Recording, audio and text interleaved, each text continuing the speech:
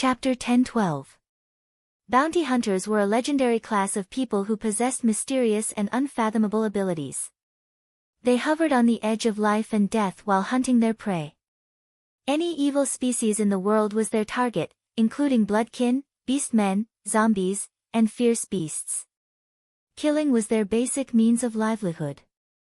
This was their basic way of making a living. Only by killing their prey could they sell them on the black market and get what they wanted. The only rule of these bounty hunters was that they must never kill ordinary people. "What should we do now, master?" asked a slender middle-aged woman wearing black sunglasses in a low voice. "I once fought with those Chinese ability users.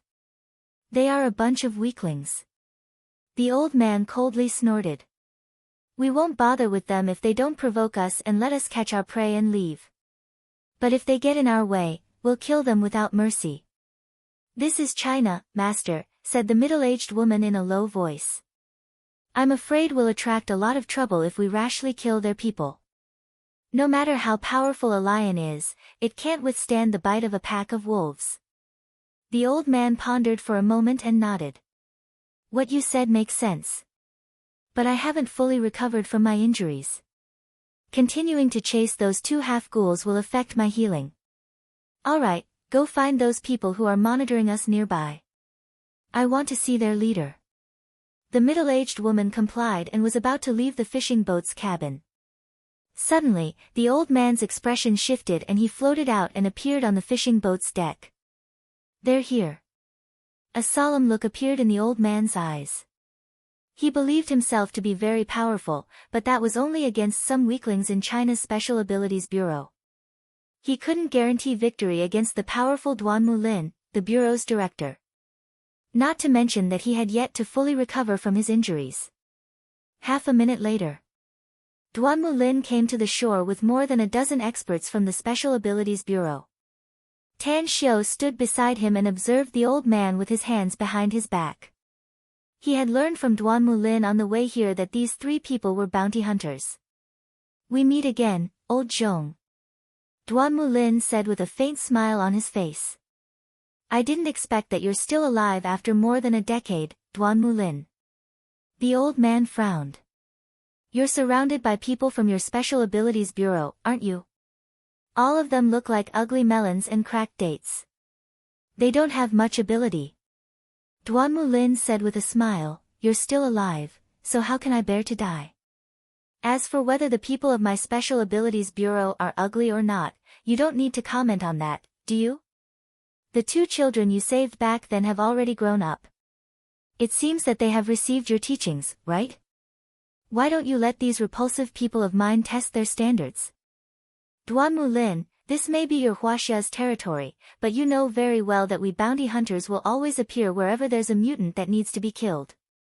There's no such prohibition in the international treaty against us," said the old man indifferently. "Besides, we don't want to be enemies with your Special Abilities Bureau. We're just hunting down our sinful prey." "You're right." Duan Mulin nodded and said, "It's not that I don't welcome you to our country. However, your prey this time is related to a major event in our Huaxia country.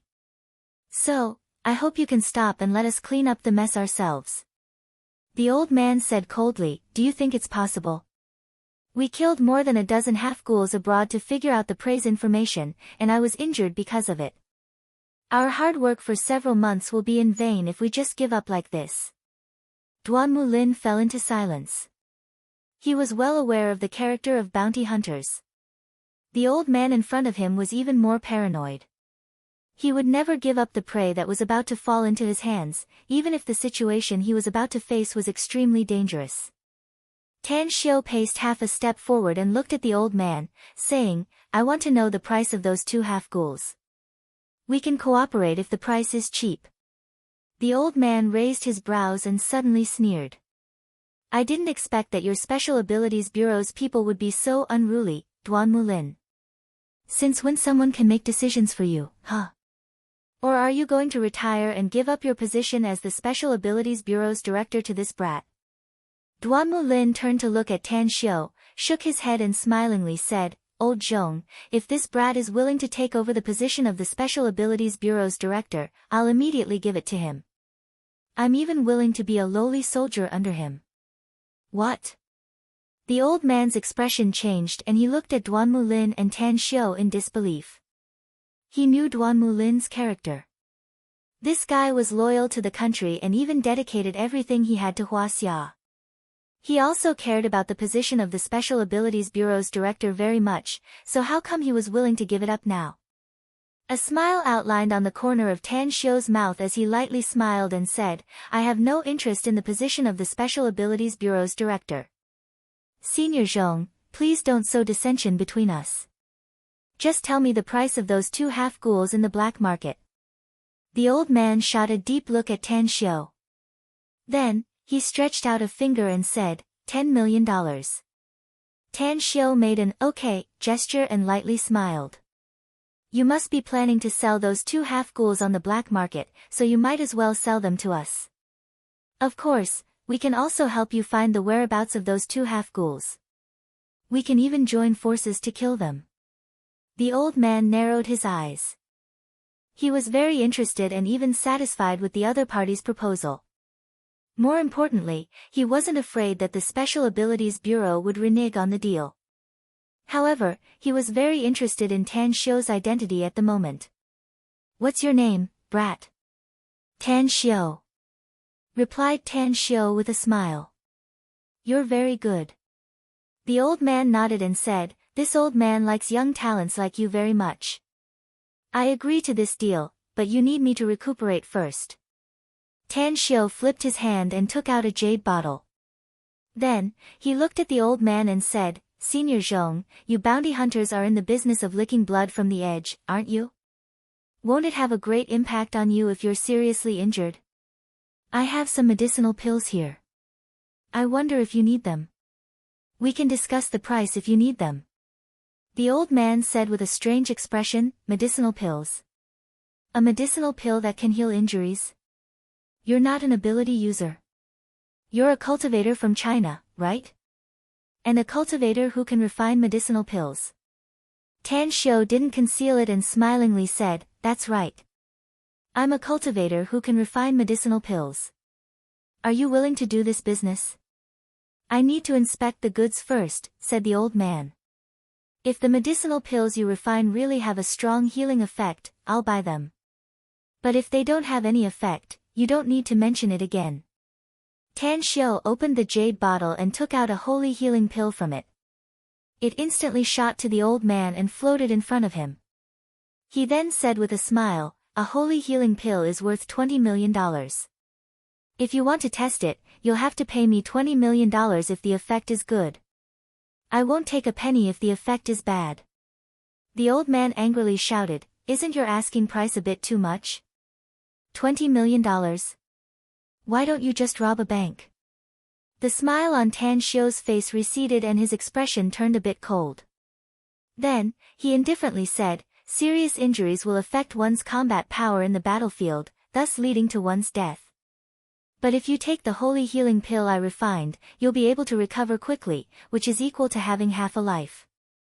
I want to ask you, which is more important, half a life or $20 million? The old man was speechless. No amount of money would be of any use if he really died in battle. However, the price of $20 million for a single pill was ridiculously expensive. Although he was rich and could afford to buy dozens of holy healing pills, he still felt distressed to be cheated like this. "The choice is yours, not mine," said Tan Xiu. "It's up to you to decide whether this deal will go through or not." The old man sensed the injuries in his body and looked at the pill floating in front of him. After weighing the pros and cons, he finally compromised and caught the pill. He tore off the wax paper and directly swallowed it. "Be careful, master. It's poisonous." The blond man's expression changed and hurriedly called out. The old man shook his head and said, "I'd have some concerns if it were someone else. But he's Duan Mulin's man, so I can rest assured." A faint smile appeared on the corner of Duan Mulin's mouth as he cupped his fists and said, "Old Zhong, it's really rare for a sharp mouth like yours to be able to say such warm words. I know Tan Xiu's character. He won't harm you. Tan Xiu didn't speak, but Duan Mulin was right. He wouldn't harm the old man in front of him because he didn't want to act against the people of this profession ever since he learned about the existence of bounty hunters. Although bounty hunters relied on killing to earn money and make a living, they mostly killed mutants. If they encountered a mutant that wasn't committing evil, they wouldn't kill it easily. In other words, most of the bounty hunters were good people. After the old man took the holy healing pill, he felt the pill turn into a surging hot stream that quickly flowed down his throat into his chest and then into his abdomen. Eventually, a huge medicinal efficacy spread out and rushed to his limbs, bones, and internal organs. Huh! The old man's expression shifted and he immediately sat cross-legged. Duan Mulin turned to glance at Tan Xiu and smilingly said, I didn't know that you could also refine pills before. Tan Xiu, I think the price of a holy healing pill for $20 million is really a good deal. May I know how many you have? I'm willing to pay for it. Tan Xiu thought for a while and replied with a voice transmission, I can sell 100 of them to the Special Abilities Bureau every year for $10 million. This is the limit of the holy healing pills I can offer. Duan Mulin gave a thumbs up and praised, you're truly worthy to be one of us. You're giving me a good discount. As you said, the Special Abilities Bureau will buy 100 holy healing pills from you every year. Chapter 1013. Time fleeted by and 10 minutes passed in the blink of an eye.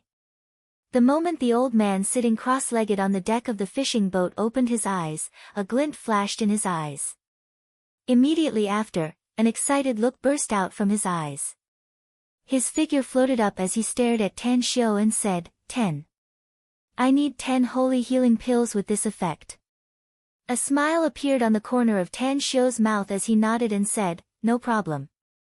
There are still 9 holy healing pills left in the jade bottle in my hand, and you need to transfer $200 million to my account.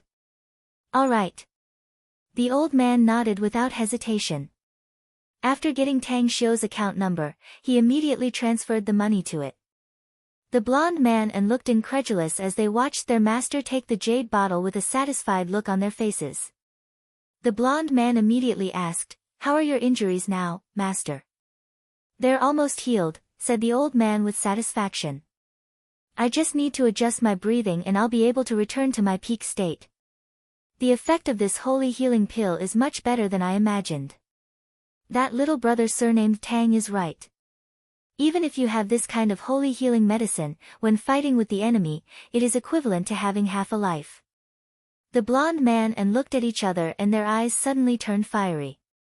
They moved their eyes away from the jade bottle in their master's hand and quickly whispered a few words.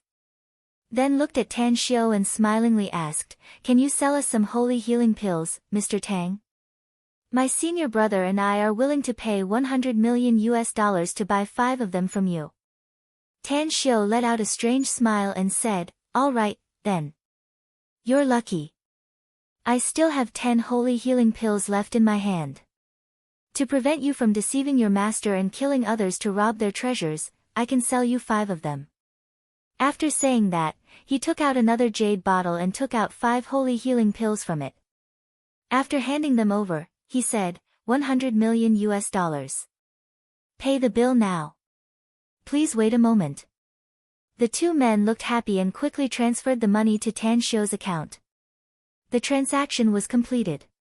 Tan Xiu looked at the old man and said, Senior Zhong, since your injuries have healed, can you join hands with us to hunt down those 2 half-ghouls? I believe that with your skills as a bounty hunter, you should be able to track them down easily, right? That's right. The old man nodded and said, those 2 half-ghouls have fled toward La Shunku, about 200 kilometers away from us. However, we need a means of transportation. Otherwise, if they keep running, we won't be able to catch up to them in a short time. No problem. I'll arrange it right away. Duan Mulin nodded. More than 10 minutes later, 2 military helicopters arrived quickly. As everyone rose into the air, they entered the cabin before the helicopters even landed. Duan Mulin gave a few orders, and the 2 military helicopters chased in the direction of La Shunku. On the way, Duanmu Lin received another message. There was a murder case at Lashunku. There was no longer a drop of blood in the bodies of the 4 victims. They should have been sucked dry. Damn it. Killing intent surged in Duanmu Lin's eyes as he hung up the phone. He had encountered half-ghouls before. These half-ghouls had spiritual wisdom and were almost like cultivators, possessing formidable power. It would be a piece of cake for them if they wanted to commit murder. Half an hour later. The old man sitting next to Duanmu Lin suddenly said, "They're in the vicinity. The tracking disc should be pointing to the southeast of the mountain forest, and it's definitely no more than 5 kilometers away from us." Tan Xiu glanced at the tracking disc in the old man's hand and said, "Can you tell me the principle of this tracking disc? How can it lock onto the target? Can it even track them from a long distance?" "This is what we bounty hunters rely on to make a living," said the old man with a smile. "Every bounty hunter is inseparable from it. In fact, it's very simple to use. As long as you encounter a target and collect a drop of blood from them, you can track them as long as they don't escape more than 300 kilometers away." "Have you fought those 2 half-ghouls before?" asked Tan Xiu in surprise. The old man's expression turned a bit solemn as he nodded and said, "They were threatening a taxi driver to flee when we found them. They killed the taxi driver when we intercepted them, and we also had a short fight with them. I wouldn't have let them escape if I hadn't been injured. But fortunately, I also injured one of the half-ghouls and dropped his blood on the tracking disc." Tan Xiu rubbed his hands and said with a burning gaze, "Can you sell this to me? Or do you have an extra one? I'm willing to buy it." The old man shook his head and said, "I only have this one, and it took us a lot of effort to buy it from the black market. My previous tracking disc was destroyed in a fight. You can buy it from the black market if you want to buy it. As far as I know, you can buy tracking discs there, and some of them are even better than mine." "Black market?" Tan Xiu thought for a moment and asked, "Where's the black market you mentioned?" "At the side." "You don't know where the cultivation world's black market is, Tan Xiu?" asked Duanmu Lin in surprise. "No, I don't." Tan Xiu shook his head. "I thought you knew about it, so I never told you about it." Duanmu Lin was at a loss whether he had to cry or laugh. The cultivation world's black market is actually in Philadelphia, country.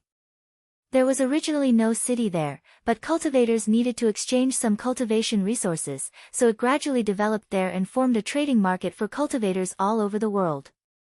Its development has been getting faster and faster over the past few decades, and it's almost comparable to a medium-sized city now. "Are there so many cultivators in the world?" asked Tan Xiu with a strange expression. "To think that they can even form a medium-sized city?" Duanmu Lin smiled and said, "There are indeed a lot of cultivators and even a lot of foreign races there. However, most of them are ordinary people who moved there because of the gradual development there.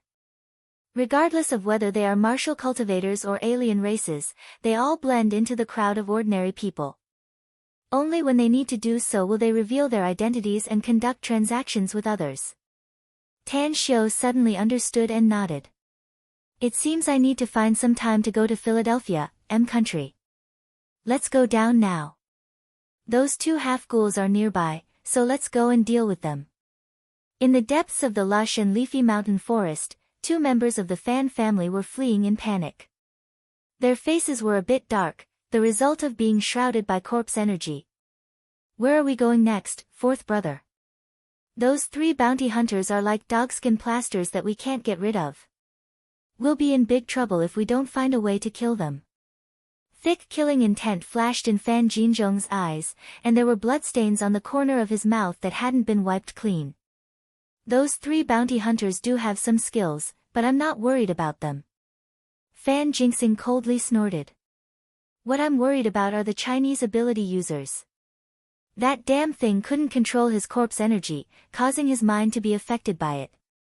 He wantonly slaughtered and brought a disaster to our Fan family. Just think about it. How could those people from the Special Abilities Bureau not appear when such a big thing happened in the imperial capital? 2nd brother Fan, you fucking bastard." Fan Jinzhong angrily roared. It's not easy for our Fan family to obtain a cultivation art. Although it's a corpse cultivator unearthed from an ancient tomb, it can still give us formidable power. According to our original plan, our Fan family would have a huge armed force in just a few decades. After decades of operation, it wouldn't be a problem for us to conspire against China. But in the end, it was all ruined in the hands of that damn bastard. Fan Jingxing suppressed his anger and coldly said, "We may have escaped for the time being, but the rest of our family members are still in the imperial capital. If my guess is correct, they're all under control now. However, there's no way for us to save them given our current situation. We can only escape from China first and then find a way to come back later." Fan Jinzhong nodded and said, "Fourth brother, our Fan family has arranged an escape route more than a decade ago. We can quickly escape once the fact that we're cultivating a corpse cultivation art is exposed. We'll be able to reach the hiding place of the ship dozens of kilometers away. The people there are already ready." "It seems that first uncle's arrangement was wise," said Fan Jingxing. "Those damn bounty hunters and the Chinese government. Just wait. It won't take long for us brothers to come back. We'll make them pay the price when the time comes." Suddenly, Fan Jingxing's expression changed. His slightly gray pupils suddenly shrunk and his body instantly bounced up from the ground. He grabbed Fan Jinzhong's arm and quickly fled to the distance. "They've caught up so fast." Fan Jinzhong broke free from Fan Jingxing's arm and ran away with a look of disbelief on his face. "Those damn bounty hunters must have a way to track us," said Fan Jingxing in a deep voice. "We must hurry up and escape, else." His words came to an abrupt halt as he looked at the dozen figures blocking the way in front of him. The brothers were the top members of the Fan family, so they naturally knew about China's Special Abilities Bureau. They also knew that Duanmu Lin was the head of the bureau. It was just that they didn't expect that Duanmu Lin would lead his men to block their way ahead of time, while the bounty hunters chasing them were only a few hundred meters away. Did they cooperate? Fan Jinzhong was a bit desperate. Although he was very strong, the people from the Special Abilities Bureau were not to be trifled with. There was also the bounty hunters. The two of them were not someone they could resist. What should I do? Am I really going to die here? Fan Jinzhong clenched his fists tightly. As he grabbed a rusty bronze sword, he immediately ran towards the left. Chapter 10:14. Seeing that the Fan brothers were trying to escape, everyone present sneered. Now that an inescapable net had been laid here, it would be difficult for the brothers to escape even if they were twice as strong. Trapped dragon. Electric grid. The moment the two ability users of the Special Abilities Bureau chased after the Fan brothers like ghosts, they unleashed their special abilities. The loose soil flew up and turned into two mud dragons that instantly coiled around the legs of the Fan brothers. Electric currents appeared out of thin air and turned into a big net that enveloped the two men. Fan Jinzhong's eyes widened in anger. As he waved his arm fiercely, the rusty bronze sword in his hand shot out a ball of gray sword light. Almost in the blink of an eye, the earth dragon and the electric net were cut in half. Taking advantage of this gap, the two brothers fled again. Duanmu Lin's expression slightly changed and he coldly said, "I didn't expect them to have magic tools. But so what? They must die today." "That's not a magic tool in his hand, but a ghost tool." Tan Xiu shook his head. "This Fan clansman does have some ability. He can even get his hands on a rarer ghost tool." "What's a ghost tool?" Duanmu Lin was confused. "It's a weapon refined by zombies and half-zombies. After being nourished and tempered by their death chi, it eventually becomes a ghost tool," explained Tan Xiu. "However, the Fan clansman's cultivation should be insufficient to refine a ghost tool. I'm afraid he got that bronze sword in his hand from somewhere else." Upon hearing this, the old man who floated over said, "Tang Xiu's right. Ghost artifacts may be rare, but there are still some places that have them. For example, I once found a ghost tool in the black market. It's just that this thing is very strange. Generally speaking, people who aren't ghost cultivators naturally won't buy a ghost tool. There are a lot of good things in the black market. Tan Xiao was surprised. There are even ghost tools here. The old man smiled and said, there are only unimaginable things in the black market and almost nothing that can't be found. Everything is negotiable as long as you have the money. However, if you were to sell the healing medicine you refined on the black market, it would definitely be snatched up crazily. Even if the price was a little higher, there would still be people willing to buy it.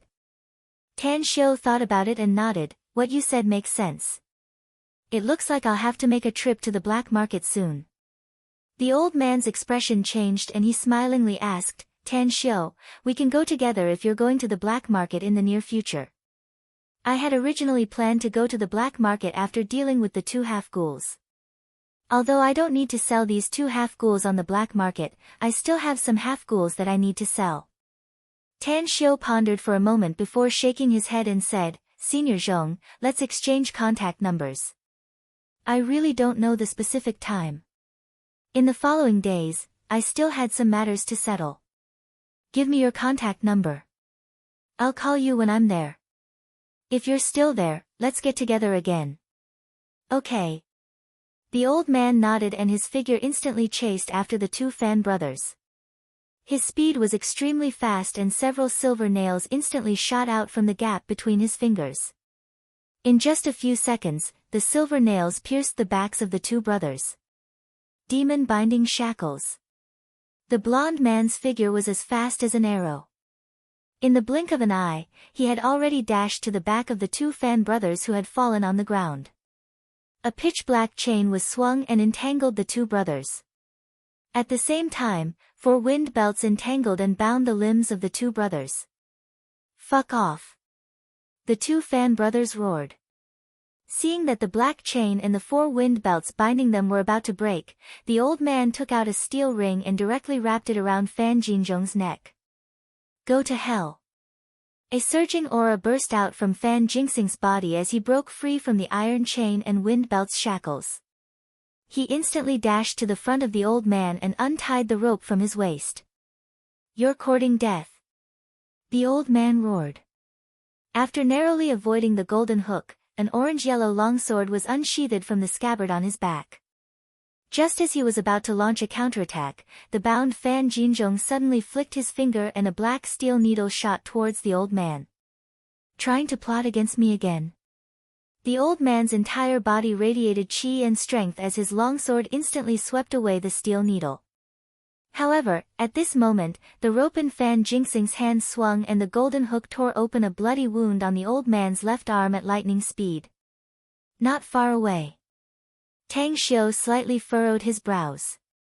He could faintly sense that something was amiss with Fan Jinzhong and Fan Jingxing. Although the two of them were frantically counterattacking, their eyes were filled with a gray aura and a terrifying aura was stirred up by them. It was as though something bad was about to happen. I'll kill them. Tan Xiao pushed off the ground and his body sprinted towards the two Fan brothers like a cannonball. As he unsheathed his divine sword, layers of sword shadows instantly swept across. Puff, puff, puff, Fan Jinzhong and Fan Jingxing were scared out of their wits, and their faces were full of fear. Although the two brothers desperately resisted, they were still shrouded by layers of sword shadows, and bloody wounds appeared on their bodies. Die! Tan Xiao flicked his wrist, and the layers of sword shadows instantly merged into one. With a violent aura, the two brothers were cut in half at the waist. Duan Mulin's body trembled. He didn't expect Tan Xiao to be so powerful that he could kill the Fan brothers in one move. This kind of strength and the aura exuded from Tan Xiao made him realize that there was a huge gap between him and the current Tan Xiao.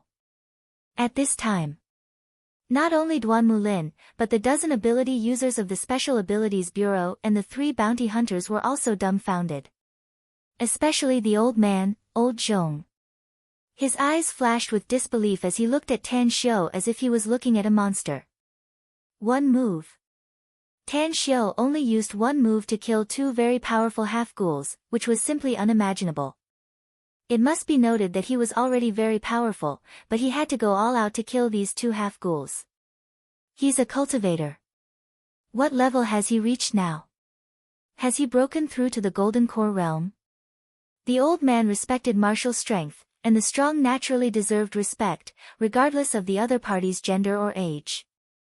Although Tan Xiu looked to be in his early 20s, the strength Tan Xiu showed had won his respect.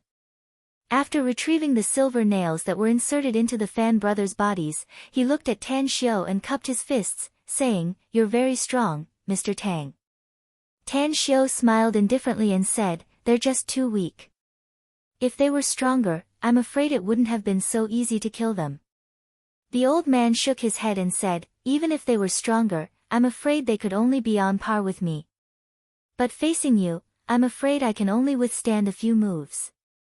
Can you tell me if you've broken through to the Golden Core realm?" Golden Core realm? Inwardly, Tang Xiu found it funny. His current strength was comparable to an early-stage nascent soul powerhouse, and it was very likely that he wouldn't be outdone. Coupled with his endless means, even a late-stage nascent soul expert would be slain by his sword. However, it was necessary to hide his strength. He didn't want to expose his strength too much, so he nodded and smilingly said, "You can say that I'm at the Golden Core realm." The old man raised his thumb and praised, "If Mr. Tang becomes a bounty hunter, I'm afraid it will bring a huge impact to our profession. We might even lose our jobs." "Don't worry, senior." Tan Xiu was at a loss whether he had to cry or laugh. "I'm not interested in being a bounty hunter, and I'm too lazy to hunt down those evil creatures who harm ordinary people. As a matter of fact, my real identity is a businessman, and my main business is to make money." The old man was surprised and asked, "A businessman? What kind of business do you have, Mr. Tang?" Tan Xiu let out a faint smile. His fingers moved and a box of God's nectar suddenly appeared in Tan Xiu's hand. After Tan Xiu sent it to the old man, he lightly smiled and said, "It's our first time meeting. Moreover, we've fought the enemy together, so we can be considered as friends. Just take this box of wine as a greeting gift from me to you." God's nectar. The old man's eyes lit up and his throat immediately squirmed. "It's the wine produced by my company." Tan Xiu lightly smiled and said, "I hope Senior Zhong will like it." The old man suddenly looked up and incredulously asked, "Is your company the Magnificent Tang Corporation?" "That's right. I'm the owner of the Magnificent Tang Corporation." Tan Xiu nodded. The old man deeply observed Tan Xiu. Although he hadn't known Tan Xiu for a long time, the more he came into contact with Tan Xiu, the more shocked he became. From his initial identity as a cultivator to the medicinal pills concocted by Tang Xiu and his cooperation with him. Then, he killed 2 half-ghouls with a single move, and now, he learned that he was the big boss of the Magnificent Tang Corporation. The old man suddenly realized that he had seen countless people in his life, yet he had unexpectedly misjudged Tan Xiu. It was the first time he met Tan Xiu, yet he was shocked by Tan Xiu. In the Yangtze River, the new waves drive the old waves, and each generation is stronger than the previous one. The old man deeply sighed inwardly and spoke seriously for the first time, "Mr. Tang, this old man is Zhong Zhicheng. I used to be a Chinese, but later I was lucky enough to become a disciple of a bounty hunter. It's really a blessing of 3 lifetimes for me to be able to meet such a talented young man like Mr. Tang. I hope we can cooperate more in the future." "You're overpraising me, Senior Zhong." Tan Xiu cupped his fists and smilingly said, "I also believe that we will have many opportunities to cooperate with you in the future. However, since these 2 half-ghouls have been dealt with, I'll transfer $10 million to your account." Duan Mulin stopped Tan Xiu and said, "Tan Xiu, killing these 2 half-ghouls is the responsibility of the Special Abilities Bureau and the entire country. You don't have to pay for it." "Old Zhong, your original account hasn't changed, has it? Do you want me to transfer the money to your original account?" The old man, Zhong Zhicheng, nodded and said, "No, it's still the same account." Tan Xiu didn't fight with Duan Mulin. His money didn't fall from the sky, and he was naturally happy to see Duan Mulin rush to pay the bill. Chapter 10-15. At a seemingly ordinary courtyard house in the imperial capital. Soldiers in camouflage uniforms stood sentry with steel guns in their hands. Many men and women with stern expressions came in and out with documents in their hands. In the innermost room, there were 2 rows of LCD screens flashing with various patterns. Many people were typing furiously on their keyboards, occasionally conversing with each other. Wei Changxing sat on the sofa in the corner, calmly reading the documents in his hand. As one of the heads of the intelligence department, the recent thorny cases had given him a headache. Although most of the Fan family's members were under control, the interrogation work was very difficult. Team leader. A burly man strode toward Wei Changxing. A bit of helplessness hung on his grim face at the moment, and his voice sounded a bit strange. Wei Changxing looked up and asked with a frown, "What's the matter?" "That little girl has been crying all day. She doesn't eat, drink, and doesn't want to sleep," said the burly man helplessly. "What should we do? Send her to the detention center? Or?" Wei Changxing fiercely smashed the documents in his hand on the table and angrily said, "If it weren't for that damned girl, the major case in the imperial capital wouldn't have been exposed. Investigate it for me. I don't believe there's such a coincidence in the world." When the Fan family members were killing people in the downtown area, she happened to be in an excellent position. "I've investigated everything. She's just a girl from an ordinary family, and her occupation is a live streamer on a live broadcast platform," said the burly man. "She also has a lot of fans. Team leader, I believe you're well aware of our interrogation methods. Given her character, it's impossible for her to hide a secret. I'm afraid she just happened to be there, so she directly broadcasted it on a whim. Even if it's just a whim, you must detain her for me," said Wei Changxing angrily. "How much of an impact and trouble will it cause to us if she broadcasted this earth-shattering case on the internet? I'll send some people to check those live broadcast platforms later. If there are any violations, block them for me."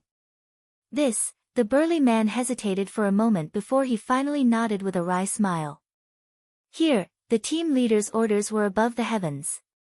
Since he had made up his mind, it was useless even if he tried to persuade him. If she had to blame someone, she could only blame that girl for being nosy. Of all the things she could have done, she had to broadcast such a serious case on the internet.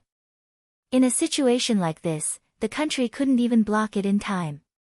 Instead, she went against the thunder and caused such a big mess. Suddenly, the walkie-talkie in the burly man's hands rang. The voice of the soldier in charge of blocking the road came from inside. "Captain, a comrade wants to see Leader Wei." The burly man was taken aback. He glanced at Wei Changxing and asked, "Which comrade?" "He claims to be Tan Xiu, and he has an ID from our security department." "Tan Xiu?" The burly man frowned slightly. He vaguely felt that this name was somewhat familiar. Wei Changxing, who was sitting on the sofa, suddenly looked surprised. He directly got up and said, "It turns out that our great hero has arrived. Although he belongs to our department, it's his first time coming here to report." "Let him in." "Yes." 5 to 6 minutes later. After Tan Xiu stepped into the courtyard house's backyard, he saw Wei Changxing greeting him with a smiling face and warmly extending his hand. "You must be Leader Wei, right?" Tan Xiu smiled.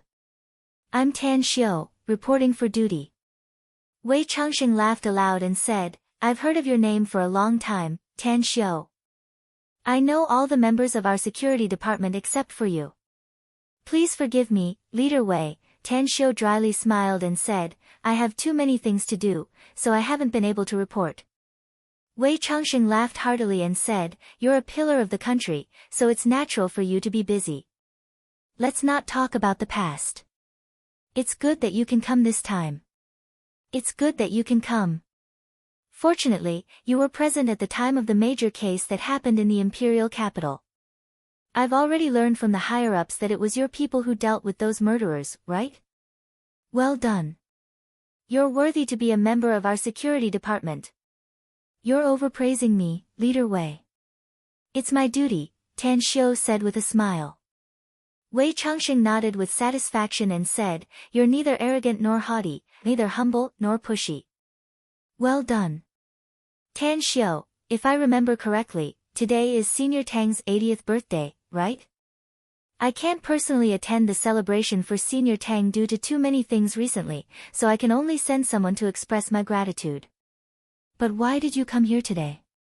Is there something else? Well, Leader Wei, I actually have two main purposes for coming here this time. Tan Xiu said with a smile. The first is to see you and report to you about the work. Secondly, it's that rash girl. I hope you can make things convenient for me and not stoop to her level. I'll teach her a good lesson later and not let her cause such trouble again. Wei Changxing stared blankly for a moment and instantly understood the purpose of Tan Xiu's visit today. With a strange expression, he asked, "Do you know that girl called Tian Xiaomeng?" Tan Xiu forced a smile and said, "My luck is bad, but I do know that girl. She was the one who reported a few of the things I had done before. Else, I wouldn't have been exposed to the public." You don't want to be famous? Wei Changxing was surprised. Being famous is like a pig being fat. Tan Xiu helplessly said, I think it's better to keep a low profile. Who would have thought that without my knowledge, that lass would secretly report me to someone else? However, she doesn't have any bad intentions.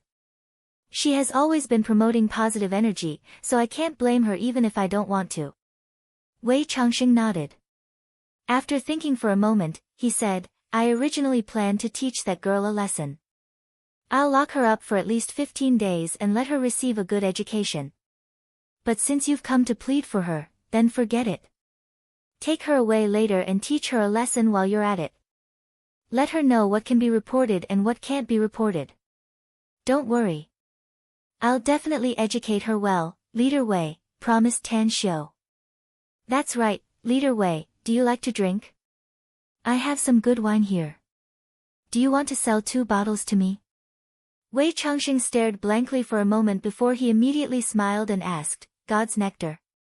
Tan Xiu took out the God's nectar from his interspatial ring and handed it to Wei Changxing with a smile. 2 yuan. I hope Leader Wei doesn't mind me taking money. 2 yuan. Interesting. The corner of Wei Changxing's mouth curled into a smile. He took out some money from his pocket and found that the smallest denomination was 5 yuan, so he stuffed it to Tan Xiu and said with a smile, if you brought a lot of God's nectar, you won't mind selling me 3 more bottles, right? There are a lot of people in our department who like to drink.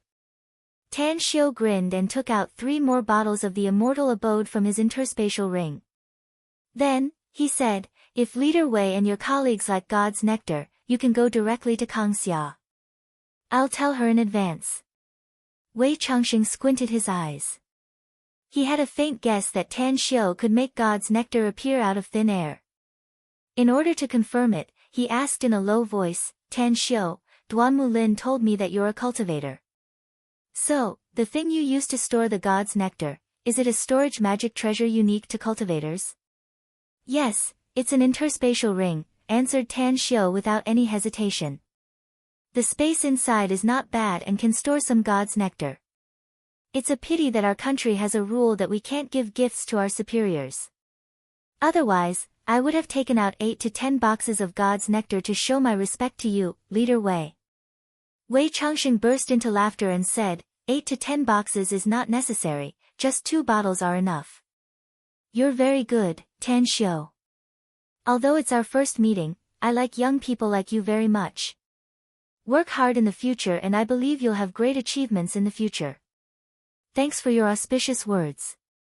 I'll definitely work hard in the future, said Tan Xiu with a smile. Wei Changxing nodded with a smile and asked, are you going to take that girl away now? Or? I'll take her away now. Tan Xiu said. I still have to go back home to celebrate Grandpa's birthday. I'll invite Leader Wei for a drink when I'm free and report to you. All right. Wei Changxing said with a smile. Senior Tang's birthday can't miss you, my precious grandson. Come here more often if you have nothing to do in the future. All right. Tan Xiu replied. Under the lead of the burly man, he came to the side room in the front yard. When the door was pushed open from the outside, a sobbing sound came from inside. A smile outlined on the corner of Tan Xiu's mouth. After he entered, he saw Tian Xiaomeng huddled in the corner of the single bed, crying. Did you learn your lesson, lass? Tian Xiaomeng raised her tear-stained face.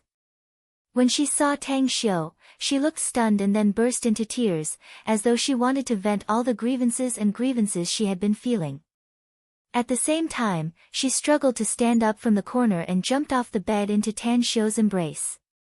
The burly man stood at the door and looked at Tan Xiu and Tian Xiaomeng with a strange expression. At this moment, he directly misunderstood that Tian Xiaomeng was Tan Xiu's girlfriend and that the two had a very close relationship. Tan Xiu could feel Tian Xiaomeng's emotions.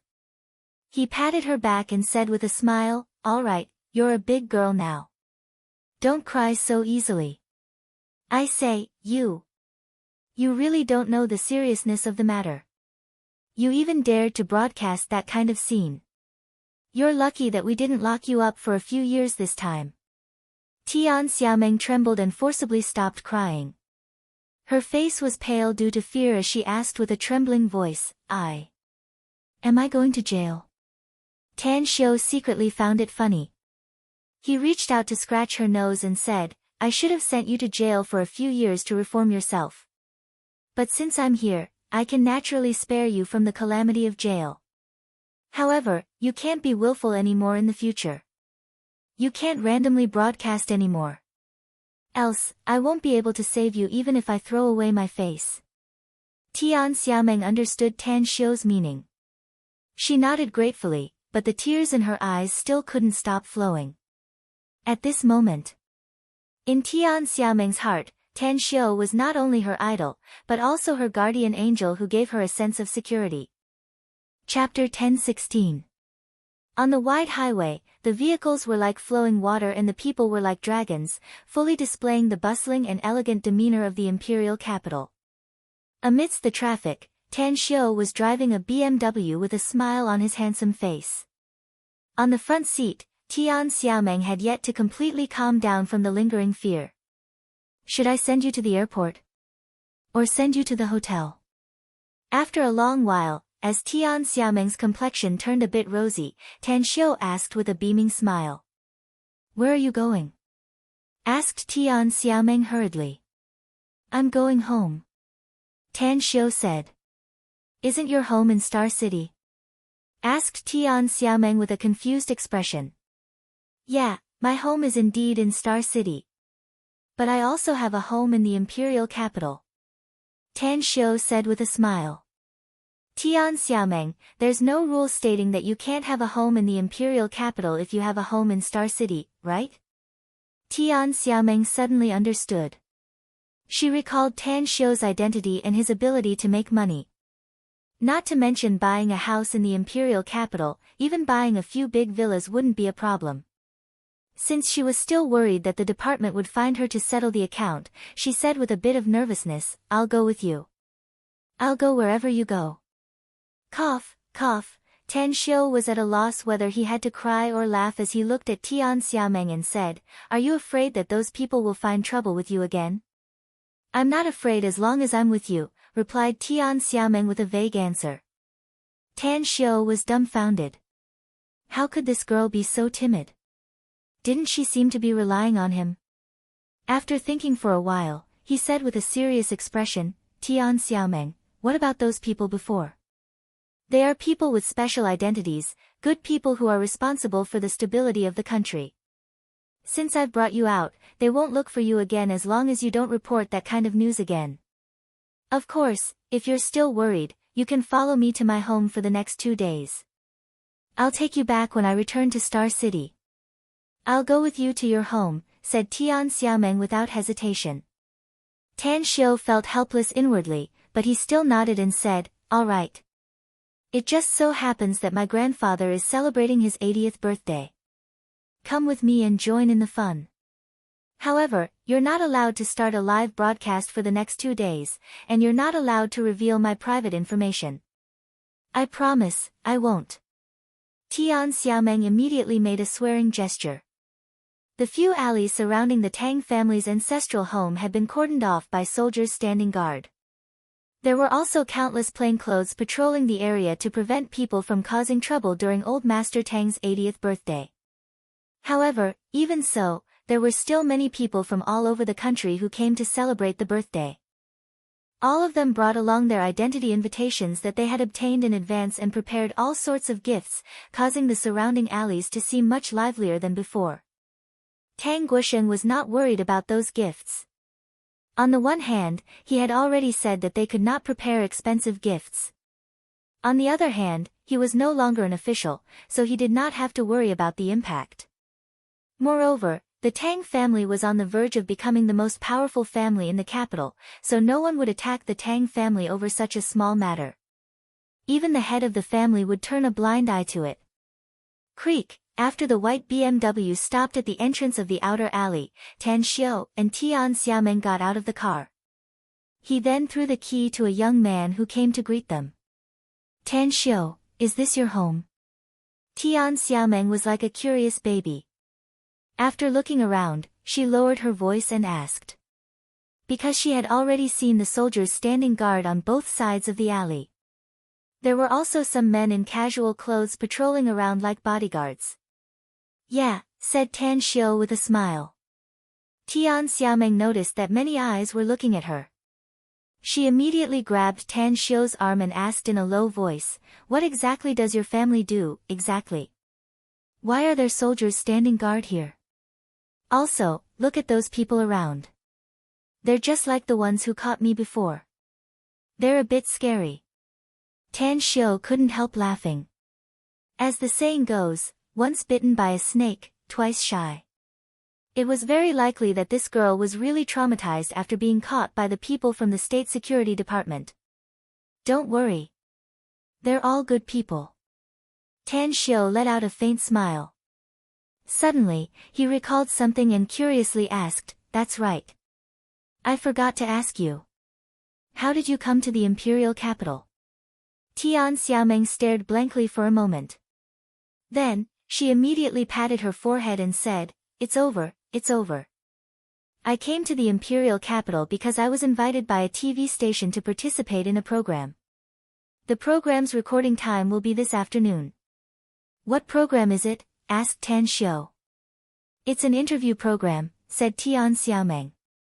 The number of my fans has increased greatly recently. Every time I broadcast it, hundreds of thousands of viewers will watch it. Sometimes, the number of online fans can exceed 1 million. So I was invited. I never thought that you'd become a big star. Tan Xiu said with a smile. How about this? Let's attend my grandpa's birthday banquet first. If I can spare some time in the afternoon, I'll personally send you to the program. If not, I'll send someone to send you there. Tian Xiaomeng hesitated for a moment and said, then I'll have to greet the TV station first. All right. As Tan Xiu and Tian Xiaomeng chatted, they quickly entered the alley. At the end of the alley, dozens of guests were being authenticated by security personnel. Tan Xiu hardly knew these people, but some of their faces could be seen in the news programs of some TV stations. Hey, buddy. Can I borrow a lighter? When the two of them walked to the back of those people, a young man turned around to greet them. He looked to be about 23 or 24 years old and looked very handsome. The person who was with him just now was a middle-aged man in his 40s or 50s. Tan Xiu took out a lighter and said with a smile, are you addicted to smoking again? The young man grinned and said, it's not that I'm addicted to smoking. It's just that my grandpa has repeatedly told me to be polite and not to cause any trouble, which made me quite annoyed. In fact, if it weren't for my grandpa forcing me to come here, I really wouldn't want to come to such an occasion. I don't like this kind of occasion either, Tan Xiu couldn't help laughing and said, but I can't not come here today. The young man nodded and handed over a cigarette, asking, where are you from, brother? I'm Yueling, from Beihu Province's Wu City. My old man is the second eldest in Beihu Province. Beihu Province? The second eldest? Tan Xiu suddenly understood. He didn't light up the cigarette and said with a smile, I'm Tan Xiu. I'm from Star City, so I'm also a local. Anyways, we'll go inside first. Let's talk later. Yueling stared blankly for a moment before he couldn't help laughing and said, Dude, are you kidding me? My old man and I have been waiting here for several minutes. I think we'll have to wait a few more minutes to go inside. You came later than us, so how can you go inside ahead of us? Come on, let's smoke. We're all of the same age and have nothing to do anyway, so let's chat. Tan Xiu said with a smile, I won't stop for long. Let's talk after we get inside. Having said that, he brought Tian Xiaomeng to the front of the people in charge of the security check. After nodding to them, they directly entered. Passed. You didn't go through the security check. Yueling, who was at the back of the line, was stunned with an incredulous look on his face. One must know that this was the Tang family. A super rich and powerful family in the imperial capital, yet this young man could directly enter with his female companion? After Tan Xiu entered, he walked along another alley for tens of meters and saw Tang Wei standing listlessly outside the Tang family's courtyard. Beside him was his first uncle, Tang Yunpeng, and his uncle, Tang Yunqing, who were greeting guests. You're back, Xiu. Tang Yunpeng greeted the guests as he saw Tan Xiu coming over and asked with a smile. However, there was a bit of curiosity in his eyes as he glanced at Tian Xiaomeng several times. First uncle, I've dealt with everything, so I rushed back, Tan Xiu said with a smile. Anyways, let me introduce you. This is a friend of mine, Tian Xiaomeng. Xiaomeng, this is my first uncle and Uncle Yunqing. That brat over there is my big brother, Tang Wei. After Tian Xiaomeng saw Tang Yunpeng, a nervous look appeared on her face. She was horrified to find that she had seen Tang Yunpeng on the news more than once. This was a big shot of the country. Tang Wei came over and was also spirited at this moment. He winked at Tan Xiu and said, Tan Xiu, Weining came here early in the morning and is now chatting with First Grandma.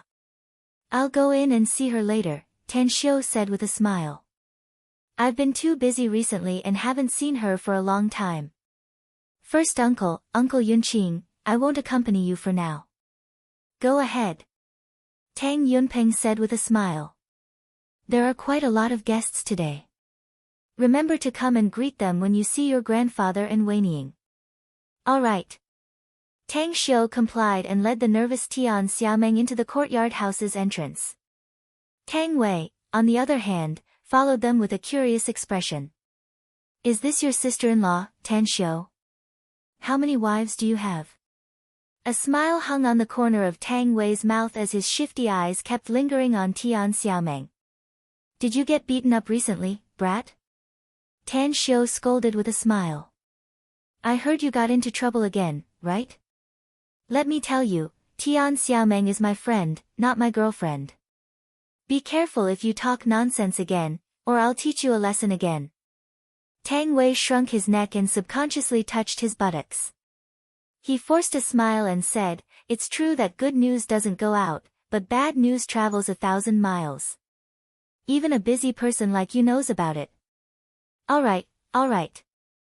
I'm going to find Chu Yi and the others. Tan Xiu quickly stopped him and said, Wait a minute. I have something to do later, so you take care of Xiaomeng. Remember, don't bully her. Tang Wei stared blankly for a moment before he immediately nodded and said, Come with me, beauty. I'll introduce some friends to you later. Tian Xiaomeng nervously looked at Tan Xiu and said in a low voice, Can I be with you? I'm a bit scared. Don't be afraid. This is my home, no one will dare to bully you. Tan Xiu said with a smile. Besides, Tang Wei is a devil incarnate. With him taking care of you, no one will dare to bully you. I'll come to you after I'm done with my business. Soon.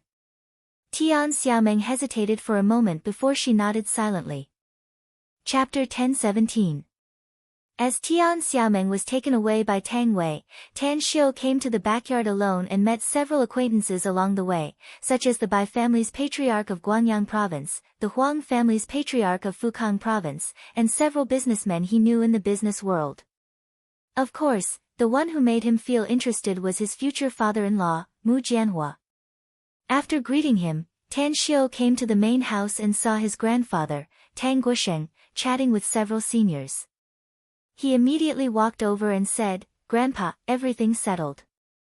"Very good. I heard from that brat Duan Mulin that you did a good job this time," said Tang Guosheng with satisfaction. "Come, let me introduce you to some elders: Chu Heng, Chu family's patriarch. Song Gang, Mu family's patriarch. Mu family's patriarch, Mu Hongtao. Bai family's patriarch, Bai Yichen. Li family's patriarch, Li Shirong." After greeting them one by one, Tan Xiu said with a smile, "Grandpas, you guys chat first. I'll have a word with Grandma and then I'll go outside to welcome the guests." Tang Guosheng waved and said, "Xiu, you don't need to welcome the guests. It's enough to have Yunpeng and Yunqing outside. There's something we old guys want to talk to you about." Upon hearing this, Tan Xiu pulled a stool and sat down next to Tang Guosheng, curiously asking, "What is it?" Tang Guosheng exchanged glances with the other 5 old men and said, "There's a big project going on in the country recently, the development of Mang City in the west. This is a big project with a total investment of more than 100 billion, maybe even hundreds of billions. Although the national policy is very good, the country doesn't have much money, so it's going to bid for the whole country. We just discussed it and hope to win the development rights of Mang City." Tan Xiu frowned and asked, "Grandpa, I want to know, what's the value of developing Mang City?" "There are 3 aspects," said Tang Guosheng. "First, Mang City's geographical location is very special. It's located at the junction of 3 provinces in the west. If we can transform Mang City into a real big city, the state will invest some funds to build a 3-province highway to completely connect the 3 provinces. Second, it will definitely become an important tourist area in the country in the future because the natural environment is very good and there are a large number of national protected animals, so it can attract a large number of domestic and foreign tourists. So it's worth developing. Third." At this point, Tang Guosheng paused. Tan Xiu revealed a curious expression. He felt that the first 2 reasons were somewhat far-fetched. After all, this was a huge project that required an investment of hundreds of billions, or even hundreds of billions. If this was all, the reason was far from enough. After some thought, he asked, "What's the third?" "Mines," said Tang Guosheng. A huge copper mine had been discovered in the mountains near Mang City. In the near future, the country will start mining the copper mine there. At that time, the number of residents there will increase greatly, and it will be qualified to become a big city. Copper mine? Tan Xiu had a look of surprise on his face. If it really was a large mine, mining would require a large number of workers. Even some of the workers' families would follow them there. In addition, with the development of the city, there would probably be more people going there to settle down. Suddenly, Tan Xiu realized a problem. He raised his head and asked, "Who is the current leader of Mang City?" Tang Guosheng and the other 5 old men looked at each other and nodded with a satisfied smile. "Mu Xinfeng of the Mu family," said Tang Guosheng with a smile. Tan Xiu suddenly understood. He looked at the Mu family's patriarch, Mu Hongtao, and finally understood why Mu Hongtao was qualified to sit here today. It must be noted that the Mu family was not comparable to the Chu family, Song family, Bai family, and Li family. Even the gap between the Mu family and the other families was very big. The investment is a bit big. If the operation is not done well, there will be serious losses. However, I don't think this will happen since it's a cooperation between the 6 families. What I'm most concerned about now are the other 2 problems. If we can solve these 2 problems, we can do it. Tell me, Tan Xiu. What are the 2 problems? Asked Mu Hongtao. Who will be the leader of the cooperation between the 6 families? Said Tan Xiu with a straight face. How much money can the 6 families take out in total? Leader? Tang Guosheng and the other 5 looked at each other. After a long while, Mu Hongtao said, "I have no objection to the Tang family taking the lead." The other 4 patriarchs pondered for a moment and also nodded. The Tang family was like the sun at high noon now. It wouldn't take long for them to become the most powerful family in Huaxia, so it was acceptable for them to take the lead. Tang Guosheng squinted and a satisfied look flashed in his eyes. He spread his hands and said with a smile, "Xiu, it's not a problem for the Tang family to take the lead.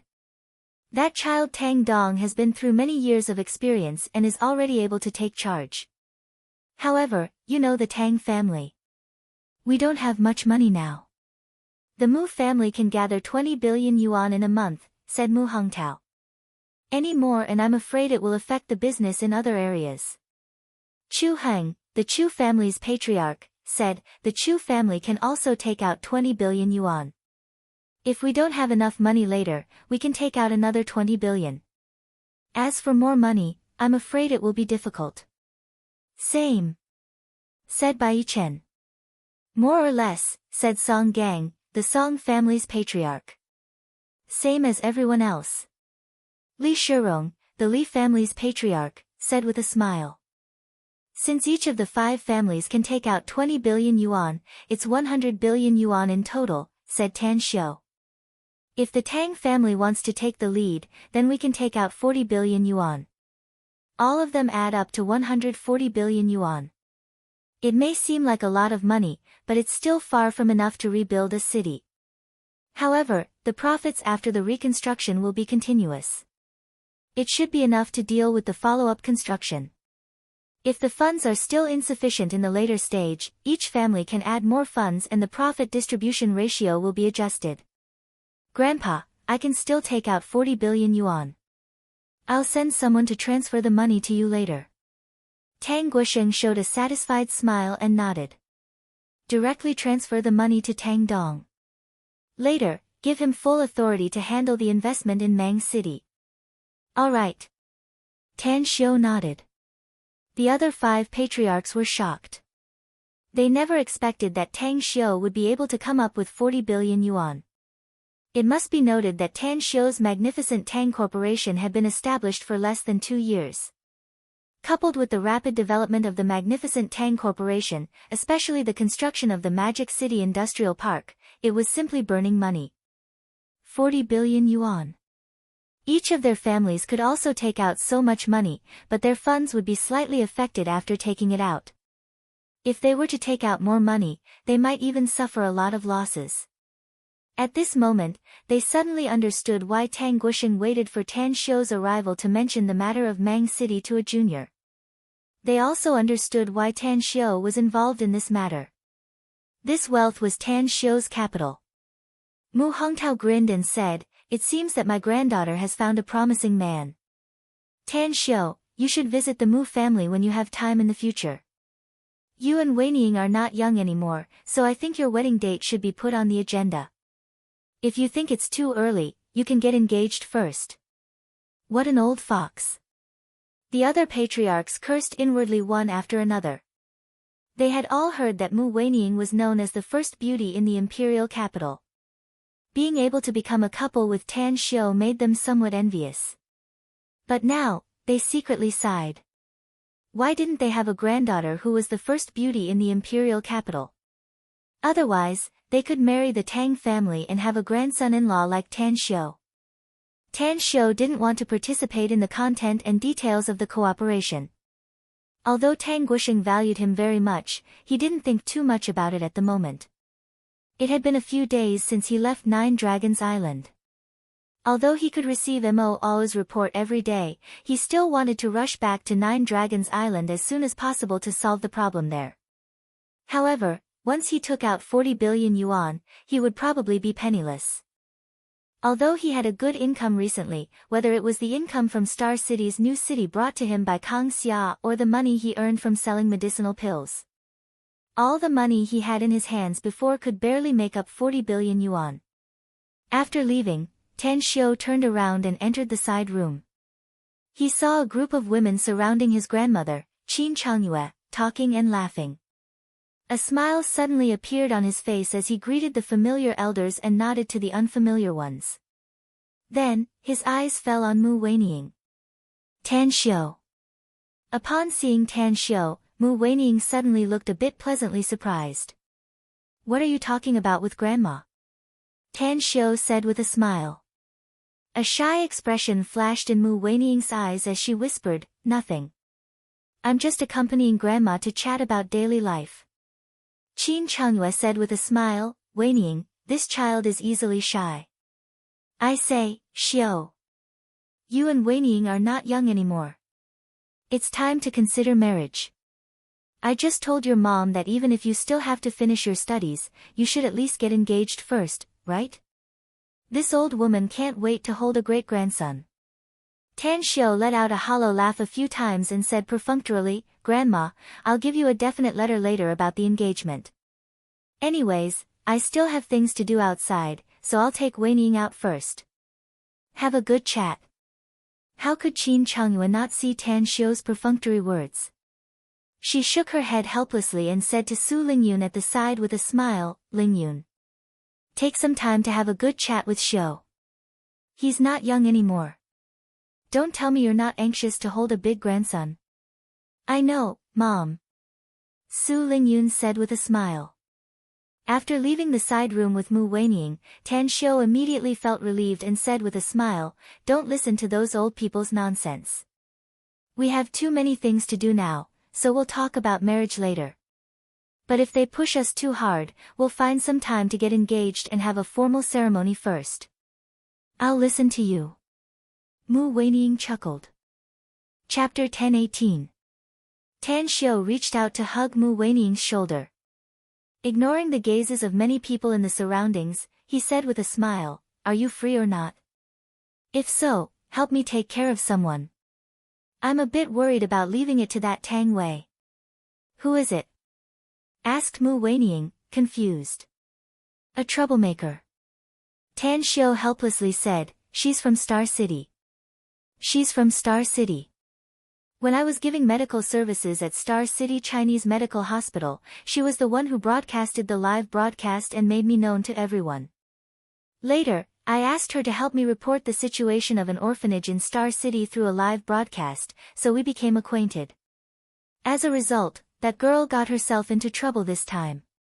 Have you heard about the major case that happened in the imperial capital in the past 2 days? Mu Weining blinked and immediately said with a smile, I know who it is. Isn't she the anchor Meng Meng? Sure enough, you also watched the live broadcast.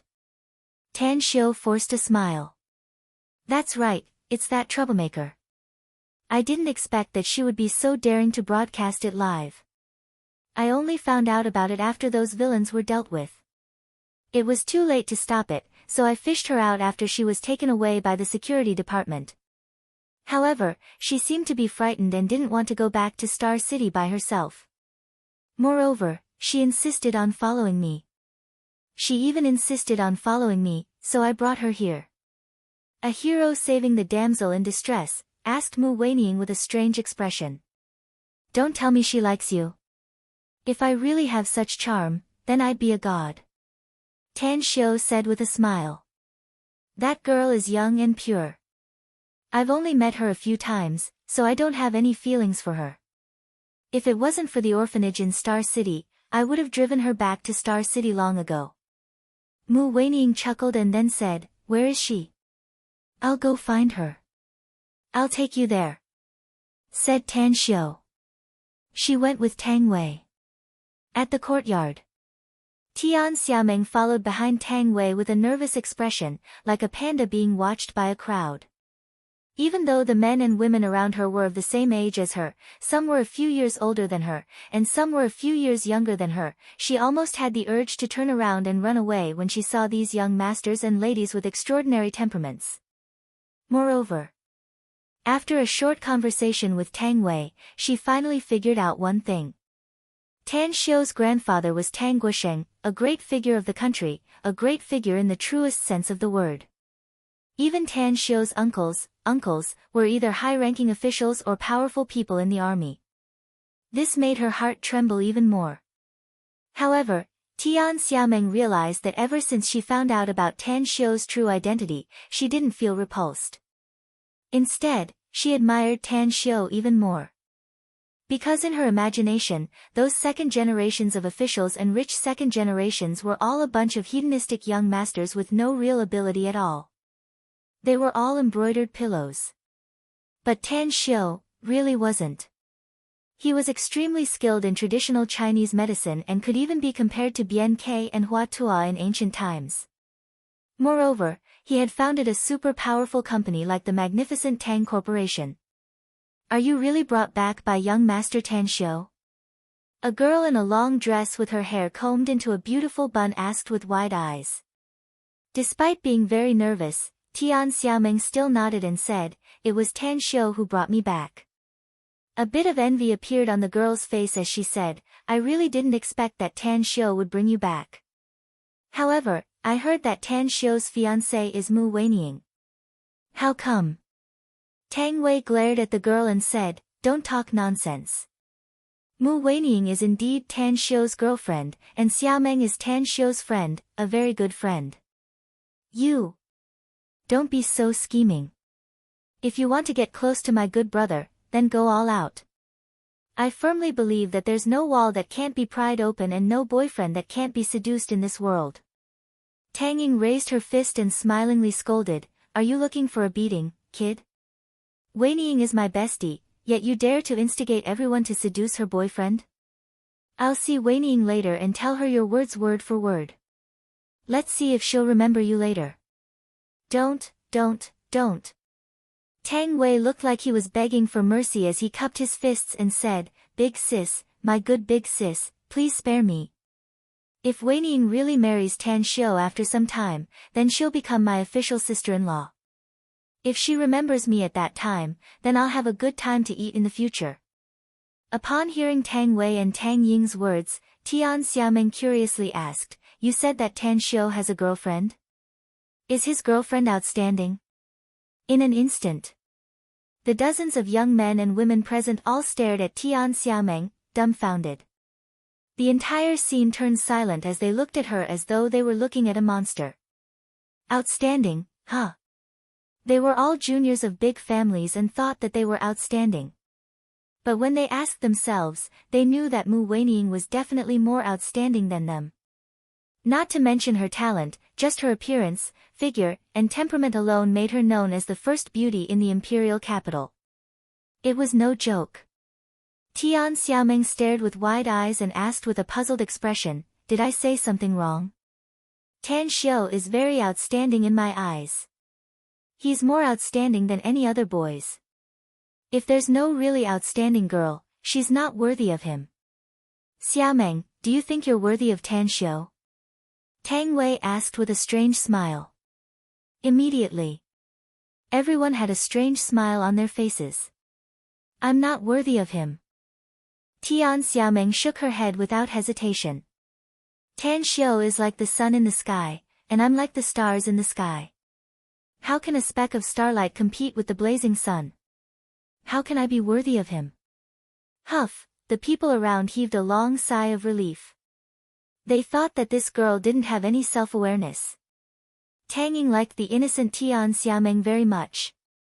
She stepped forward and pulled her hand, saying with a smile, "Xiaoming, since you're a friend of my younger brother, Tan Xiu, then you'll be my friend from now on. If anyone dares to bully you, just tell me. Big Sis Ying will stand up for you." Tian Xiaoming now knew Tang Ying's identity. She suddenly felt flattered. She didn't expect that Tang Ying didn't have the slightest temper of a young lady and was so amiable and approachable. She hurriedly nodded and said, "Thank you, Big Sis Ying. You and Tan Xiu are both good people."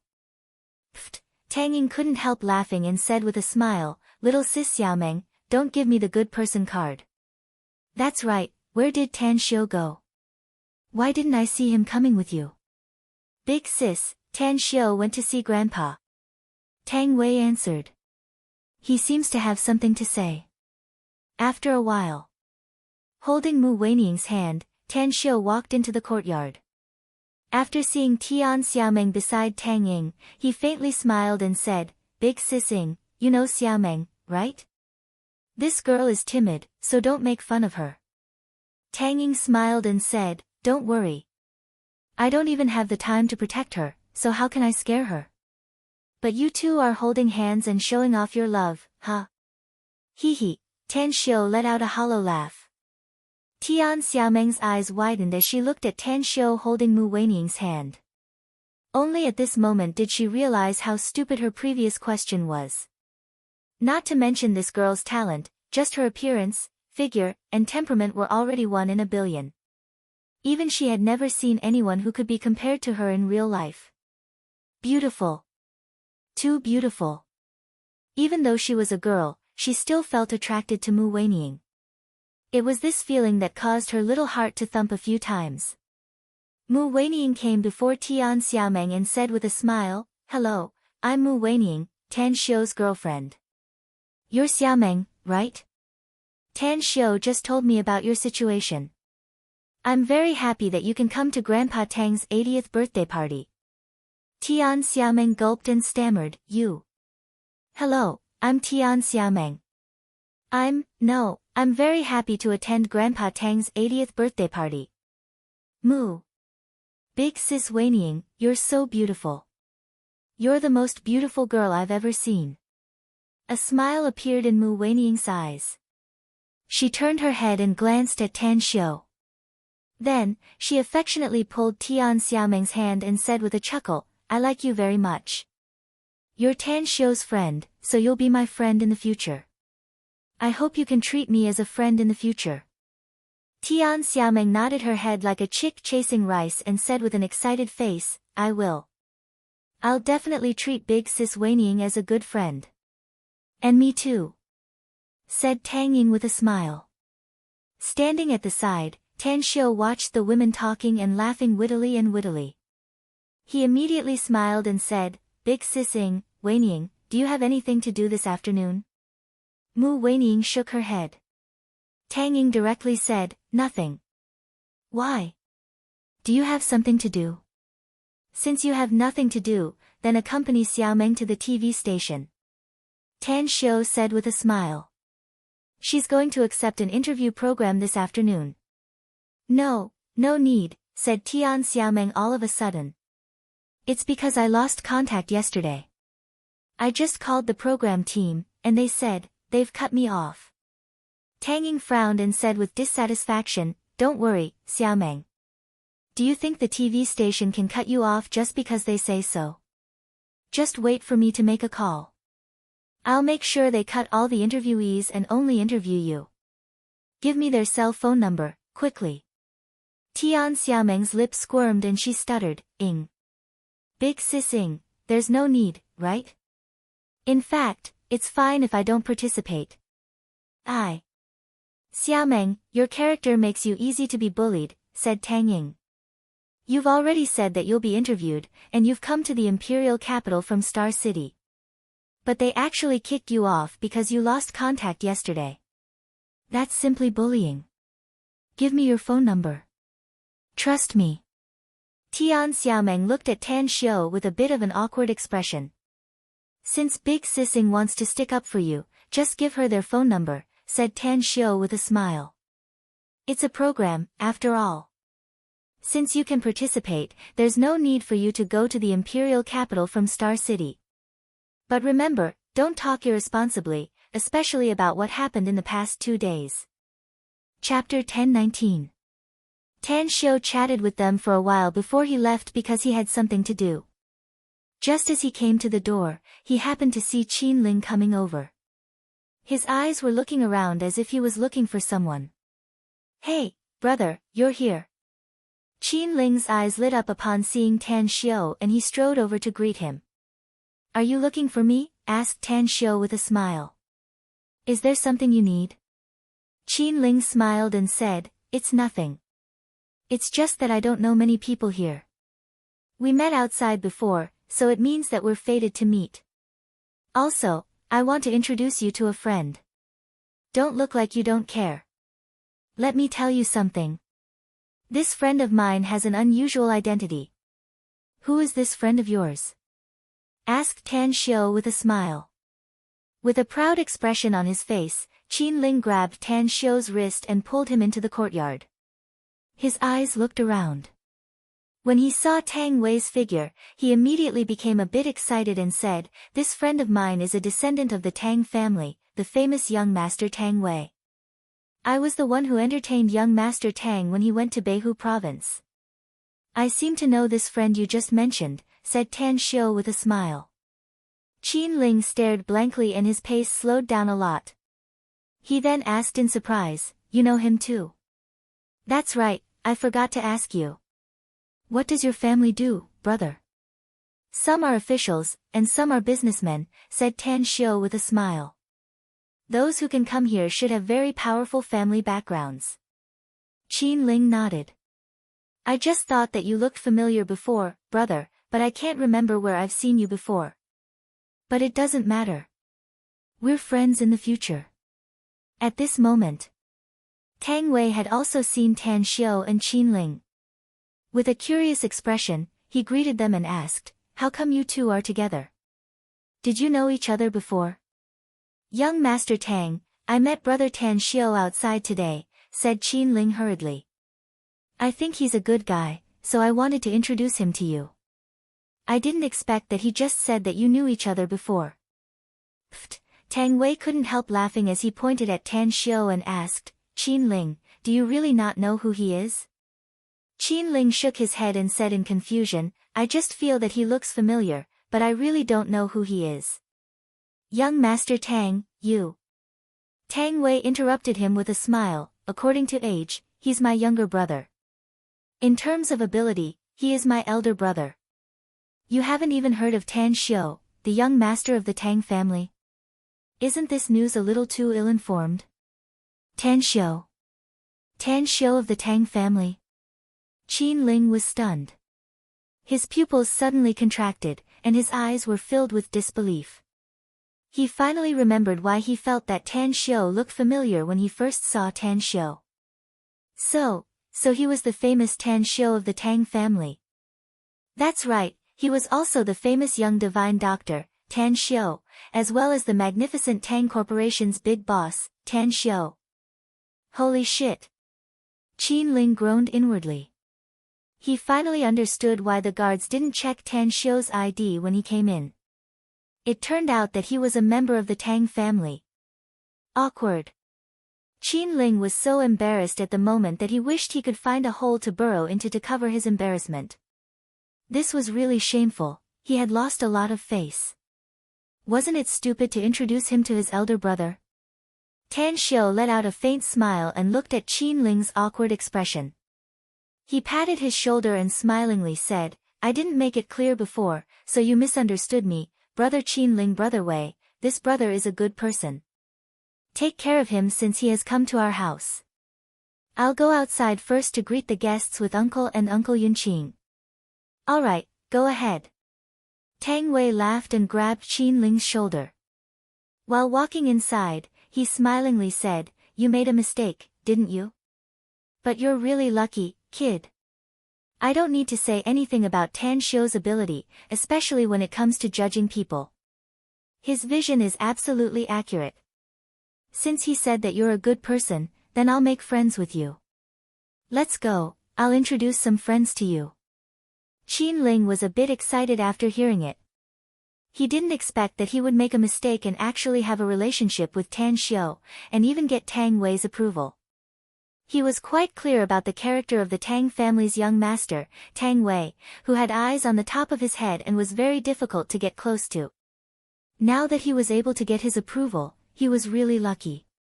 A few minutes later, after Tan Xiu appeared outside the courtyard's gate, he saw his uncle, Tang Yunpeng, and uncle, Tang Yunqing, greeting the guests.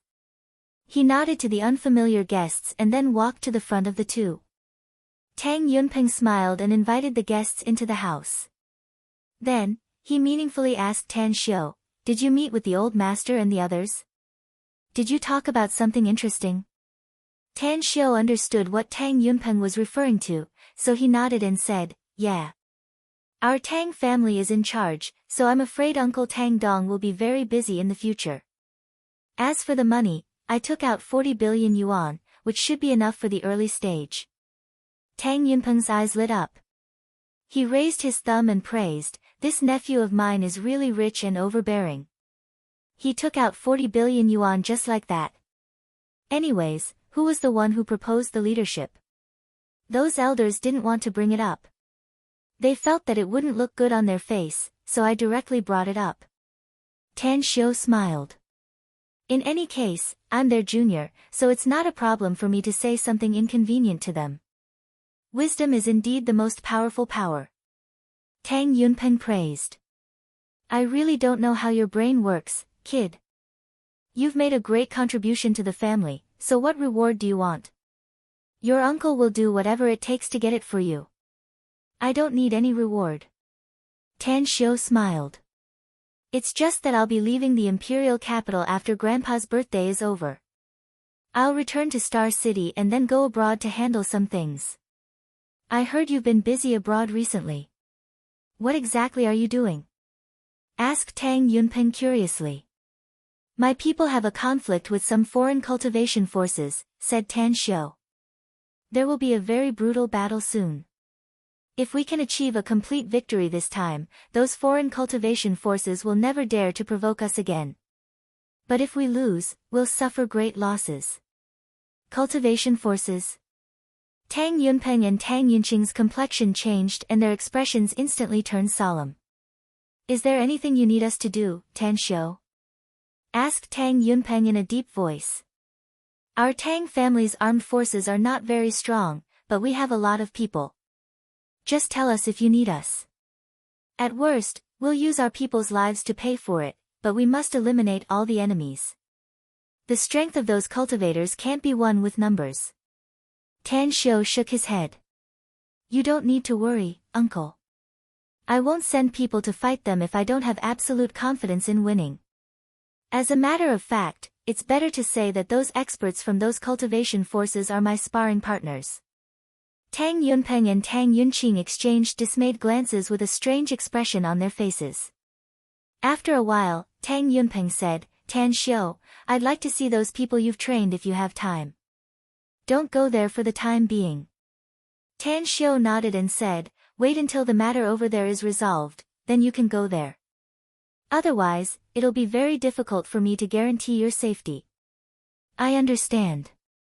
Tang Yunpeng nodded.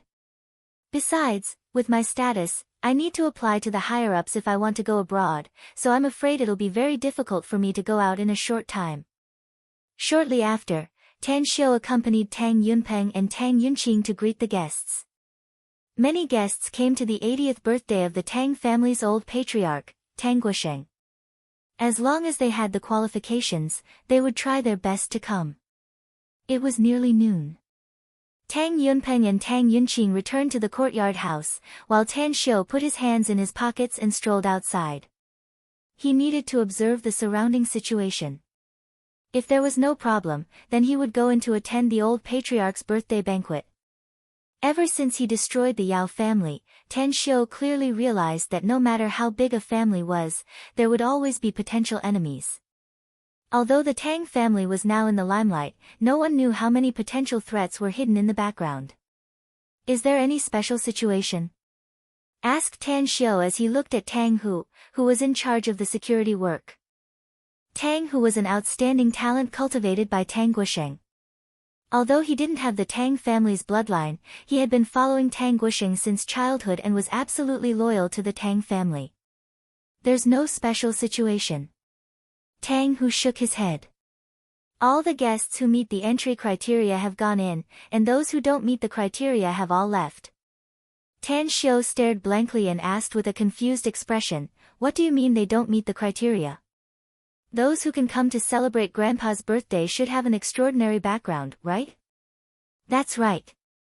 Except for an old beggar. An old beggar?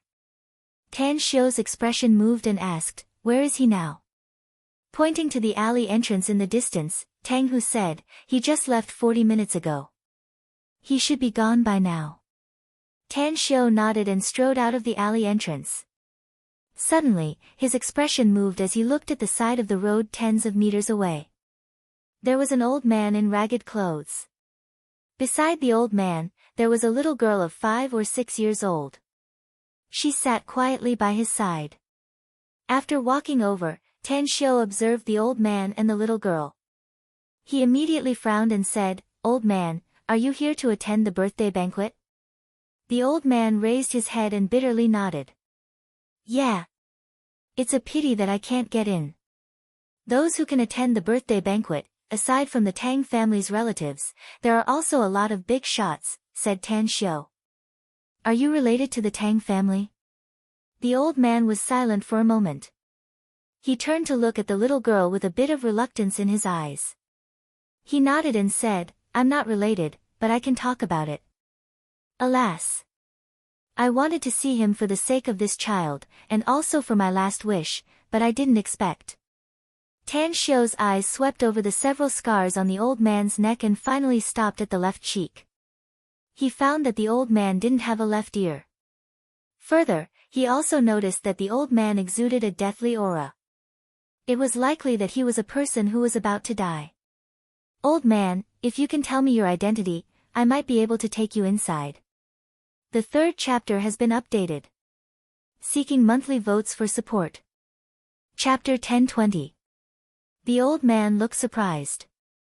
After observing Tan Xiu for a while, he forced a smile and said, 13 years. I've been following the old leader since I was 10 years old. I left at the age of 23 due to special reasons. I'm now 73 years old, and I haven't seen him for 50 years. I don't even know if the old leader still remembers me now. Is the old leader you mentioned the one who will be celebrating the Tang family's birthday today? Asked Tan Xiu. The old man nodded. His hand trembled as he took out a half-pack of crumpled cigarettes from his pocket. He took one out and was about to light it when he suddenly thought of something. He secretly shook his head and stared at the cigarette in a daze. He didn't speak. It was as though he had fallen into the past. I can roughly guess some things, old man, said Tan Xiu. But I'm afraid your body isn't very good right now. The old man came back to his senses. He looked up at Tan Xiu and helplessly said, I'm half a step into the coffin, and I'm only left with my last breath. That's right, little brother. Can you help me pass a message to the old leader? Even if I can't see him in this life and feel a bit regretful, but... Tan Xiu interrupted the old man and said, Come with me, old man. I'll take you inside. The old man stared blankly for a moment.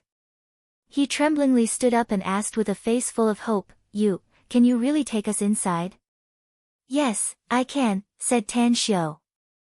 A trace of tears overflowed from the old man's eyes as he hurriedly nodded. He then pulled the little girl up and said, Did you hear that? Grandpa's last hope is still there. Tan Xiu supported the old man and didn't say anything more. Under the watchful eyes of Tang Hu and many guards, he took them into the courtyard house. Soon, they arrived at the innermost courtyard. Many people looked over curiously because of the old man's attire. Tang Guisheng was sitting in the house at the moment, chatting with several old men. Suddenly, he saw his son, Tang Yunpeng, coming from the outside and smilingly said, Yunpeng, how's the situation outside? Almost all the guests have arrived, Dad, said Tang Yunpeng. However, Xiu brought in an old man and a young man, and said that the old man wants to see you. Tang Guisheng was confused. An old man and a young man? Who is that old man? I don't know him either. Tang Yunpeng shook his head and said, He looks like an ordinary old man judging from his clothes. Tang Guisheng thought for a moment, then got up and said, Xiu has always done things with deep meaning. Since even you don't know him, let's go and take a look. Half a minute later, when Tang Guisheng stepped out of the room, his gaze fell on the old man a dozen meters away. Suddenly, he was stunned. He observed the old man's face and found him vaguely familiar, but he couldn't remember who this old man was. You are? Tang Guisheng walked up to the old man and looked at the old man's agitated face. 2 streams of tears flowed down his wrinkled face. The old man shook off Tan Xiu's support and let go of the little girl's hand. His body trembled as he took 2 steps forward and knelt before Tang Guisheng in front of everyone. You can't. Although Tang Guisheng couldn't recognize the person in front of him, he still hurriedly reached out to support him. The old man avoided Tang Guosheng's outstretched hands and knelt on the ground, sobbing, "A brother is like a father. I have no regrets in this life since I can see the old leader again before I die." Zicheng. In the depths of Tang Guosheng's heart, the softest part seemed to have been touched. All of a sudden, his eyes widened, and a look of disbelief appeared in his eyes. The people around could see that Tang Guosheng's body was somewhat trembling. You're Zicheng. Yours was Zicheng. The old man raised his head and sobbed, You still remember me?" Tang Guosheng suddenly threw himself to the ground and hugged the old man. Tears welled up in his eyes as he called out in a trembling voice, You're really Zicheng. You. The old man wailed and cried, "It's me. It's really me." Tang Guosheng suddenly let go of the old man and immediately got up and took a step back. His tearful eyes stared at the old man. Suddenly, under the watchful eyes of everyone, he slapped the old man's face loudly and then pointed at the bridge of his nose and cursed, "You bastard. Where the fuck have you been all these years? Huh? Tell me, where the fuck have you been?" "West, ugly," cried the old man. Tang Guosheng's complexion instantly turned as pale as paper. He looked at the old man in disbelief and could no longer hold back his tears. He threw himself to the old man again and hugged him in his arms again, crying, "You bastard. Who told you to go back? Who told you to guard that place for me? Do you know that? Do you know how hard I've been looking for you all these years? From the south to the north, from the east to the west, I've sent people to almost search the entire country. But I just couldn't find you." The old man's body suddenly trembled a few times, and a trickle of blood flowed out from the corner of his mouth. However, he acted as if he didn't notice it as he desperately shook his head and said, "Zicheng has become a cripple. Zicheng can no longer protect you. Zicheng still remembers the land that was dyed red by Ugly's blood, and Yundi was there." Yundi. At this moment, Tang Guoshou, Tang Guosheng, Tang Yunpeng, Tang Yunda, Tang Min, and even Tang Dong, Tang Yen, and Tang Yunqing in the courtyard all had strange expressions. Others might not know, but they knew very well who this Yundi that the old man mentioned was. In particular, Tang Guoshou, Tang Guosheng, and Tang Yunpeng clenched their fists at this moment. In fact, Tang Yunpeng was not Tang Guosheng's eldest son, but Tang Yundi was. However, when Tang Yundi was 7 years old, he died in the west because of a battle in Ugly. Tang Guosheng and Zhuo Zicheng hugged each other and cried bitterly. Finally, their emotions slowly stabilized. When Tang Guosheng helped Zhuo Zicheng up and saw the bloodstain on the corner of his mouth, his expression greatly changed. He turned to look at Tang Yunpeng at the side and shouted, "What are you waiting for? Go and call the doctors. Call all the doctors here." Zhuo Zicheng shook his head and stopped Tang Yunpeng. A bright smile appeared on his old face as he said, "Old leader, please don't tire this child and don't bother the doctors. My own situation is as clear as a mirror in my heart. I'm already very satisfied to be able to return to the imperial capital and see you." Tang Yunpeng's pupils shrunk and he hurriedly said, How did you? My heart and lungs were injured by that animal. Coupled with my old injuries, even a perfected golden immortal can't save me now," said Zhuo Zicheng with a smile. "It's all because of this child that I can persist until now and come to you. Nyo, call me Grandpa Tang." "Grandpa Tang," the little girl called out. Tang Guosheng heavily nodded and asked, "Zicheng, this child is, do you still remember Yundi's playmate, Little Ying?" Said Zhuo Zicheng. "She's Little Ying's granddaughter. Her parents died when she was more than 2 years old, and I've been raising her until now. Old leader, I'm going to die soon, but I really can't stop worrying about this child. Can you take her in and raise her?" Tang Guosheng remembered the delicate and pretty face. It was the face of his son's playmate, Little Ying. How many years had it been? He didn't expect that he would see her descendant today. However, looking at Zhuo Zicheng's somewhat pleading eyes, he shook his head and shouted, "I can raise this child, but I won't allow you to die." "That's right, Xiao. Xiao, aren't you called a divine doctor?" Save him, I want him alive. Tan Xiu sighed inwardly as he shook his head and said, Grandpa's was 5 internal organs have deteriorated and nearly half of his blood has been lost. The vitality in his body is almost cut off and the death qi has replaced it. Even if I have a miraculous elixir, I'm powerless to save him. To be honest, the reason why the old man can hold on until now should be because he used some forbidden technique. Tang Guisheng's body shook. His eyes fell on Zhuo Zicheng's face as he hurriedly asked, You used the rejuvenation technique? Do you know that once you use that power, you won't be able to live? Zhuo Zicheng said with a smile, If I didn't use it, I'm afraid I would have died long ago. Old leader, this is my fate, so don't be sad. It's worth it to be able to give this child to you and see you again. While speaking, blood flowed out from the corner of his mouth again. Tan Xiu was perfectly aware that if this old man hadn't seen his grandpa, Tang Guisheng, he would have been able to live for more than 10 days.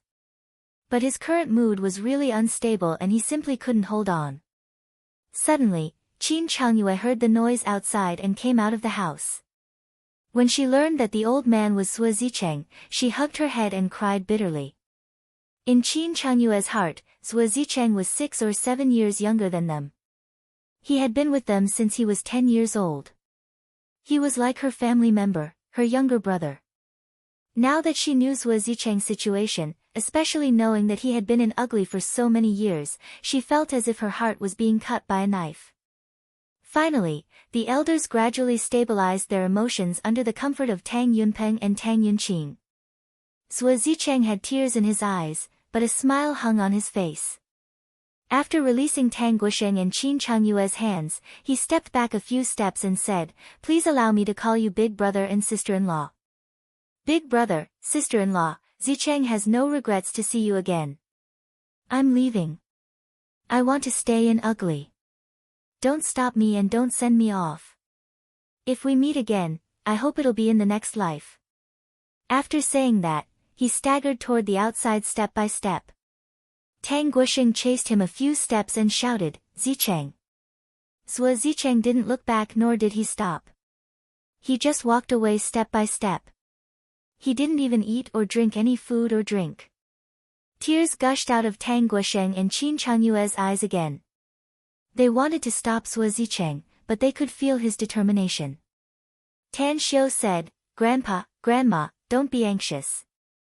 I'll send someone to protect the old man in secret all the way back to Ugly. When the old man returns there, I'll also send someone to help him in secret so that he can leave peacefully in his last days. Chapter 1021. At the birthday banquet. The banquet was held in the courtyard without any extravagance, yet the food was delicious. There was also the god's nectar brewed by the magnificent Tang Corporation, which made everyone feel full and happy. However, Tang Guisheng's mood was particularly heavy. Although he was able to see his old brother again, knowing about his situation made him feel particularly uncomfortable.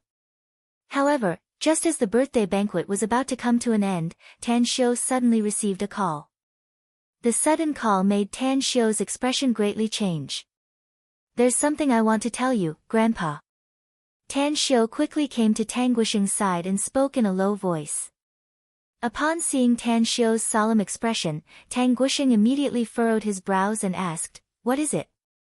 There's an urgent matter that requires me to leave the imperial capital immediately, said Tan Xiu. What is it? Asked Tang Guisheng. A terrifying fierce beast has appeared in the Himalayas, said Tan Xiu in a low voice.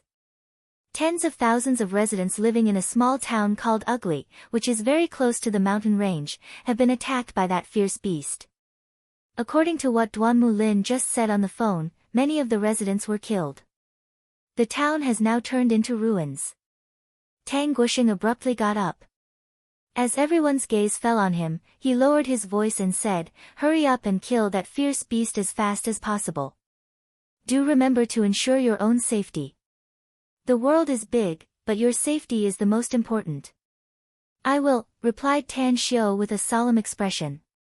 Tang Guisheng suddenly grabbed Tan Xiu's arm and hurriedly said, Protect Zicheng, Xiu. He followed me through fire and water and saved my life countless times. I would have died countless times if it wasn't for him.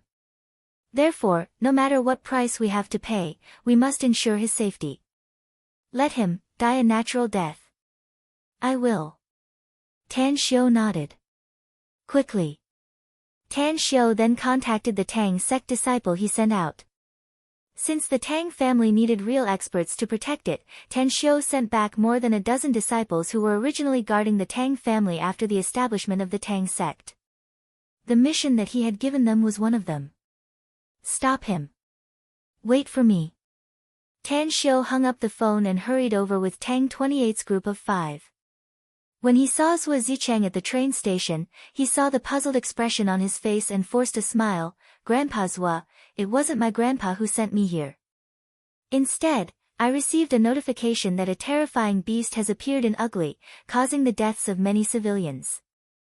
I rushed over with my duty to destroy that vicious beast. It just so happens that you are going back as well, so we can take care of each other on the way back.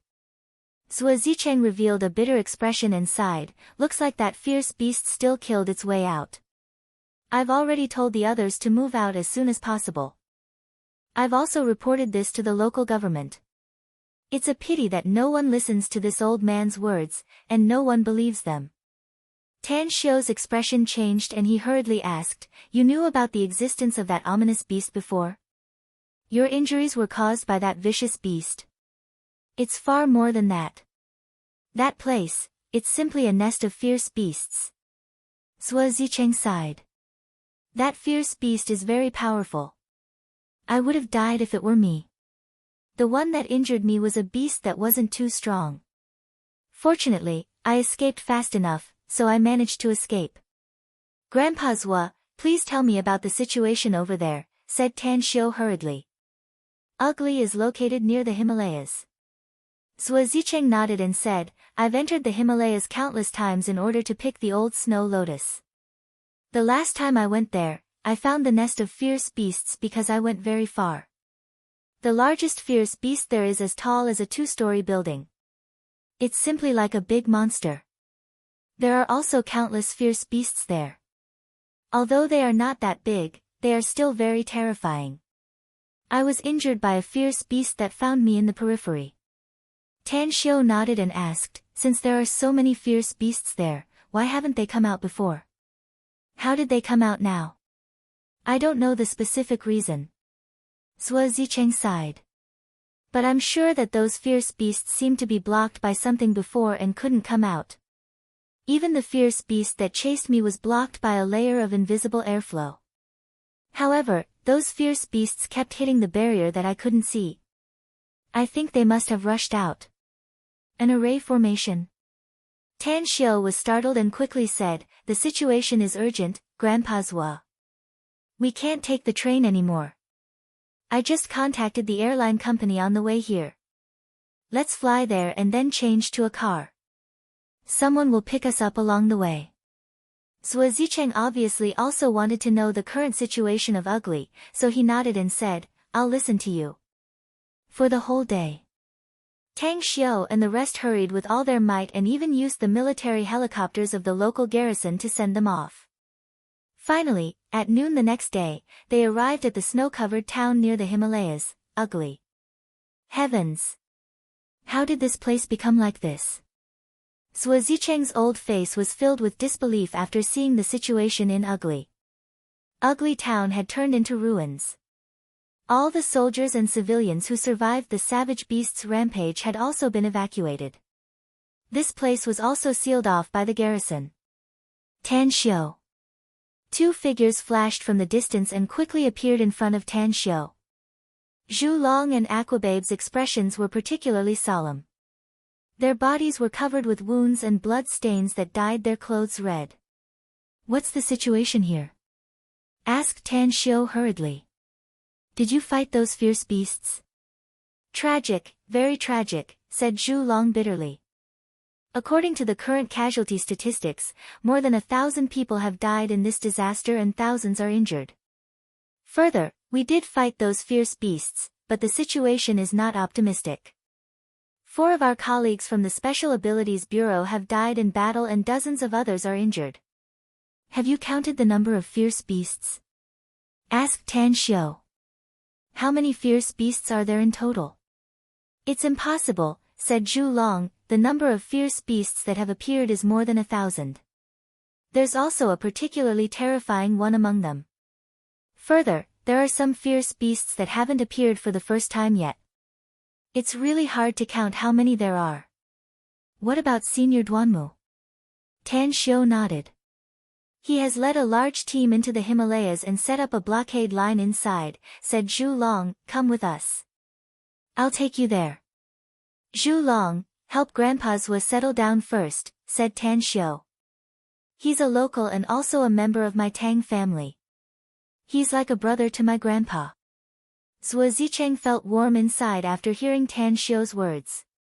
He waved and said, don't worry about me. Just do what you need to do. You must protect the safety of the people and pay attention to your own safety. Tan Xiu hesitated for a moment before he nodded and said, please pay attention to your safety, Grandpa Zhua. Let these 5 children stay here, Tan Xiu, said Zhu Long quickly. It's not safe inside. We don't have any extra power to protect them if we fight those fierce beasts again. They don't need protection. Tan Xiu shook his head. Let's go. Zhu Long immediately looked a bit helpless after hearing it. He really couldn't figure out why Tan Xiu wanted to take 5 children inside. Judging from their appearance, they were probably less than 10 years old. Half an hour later, everyone crossed over a snow-capped mountain and entered the depths of the mountain range. Soon after, a military tent appeared in Tan Xiu's sight.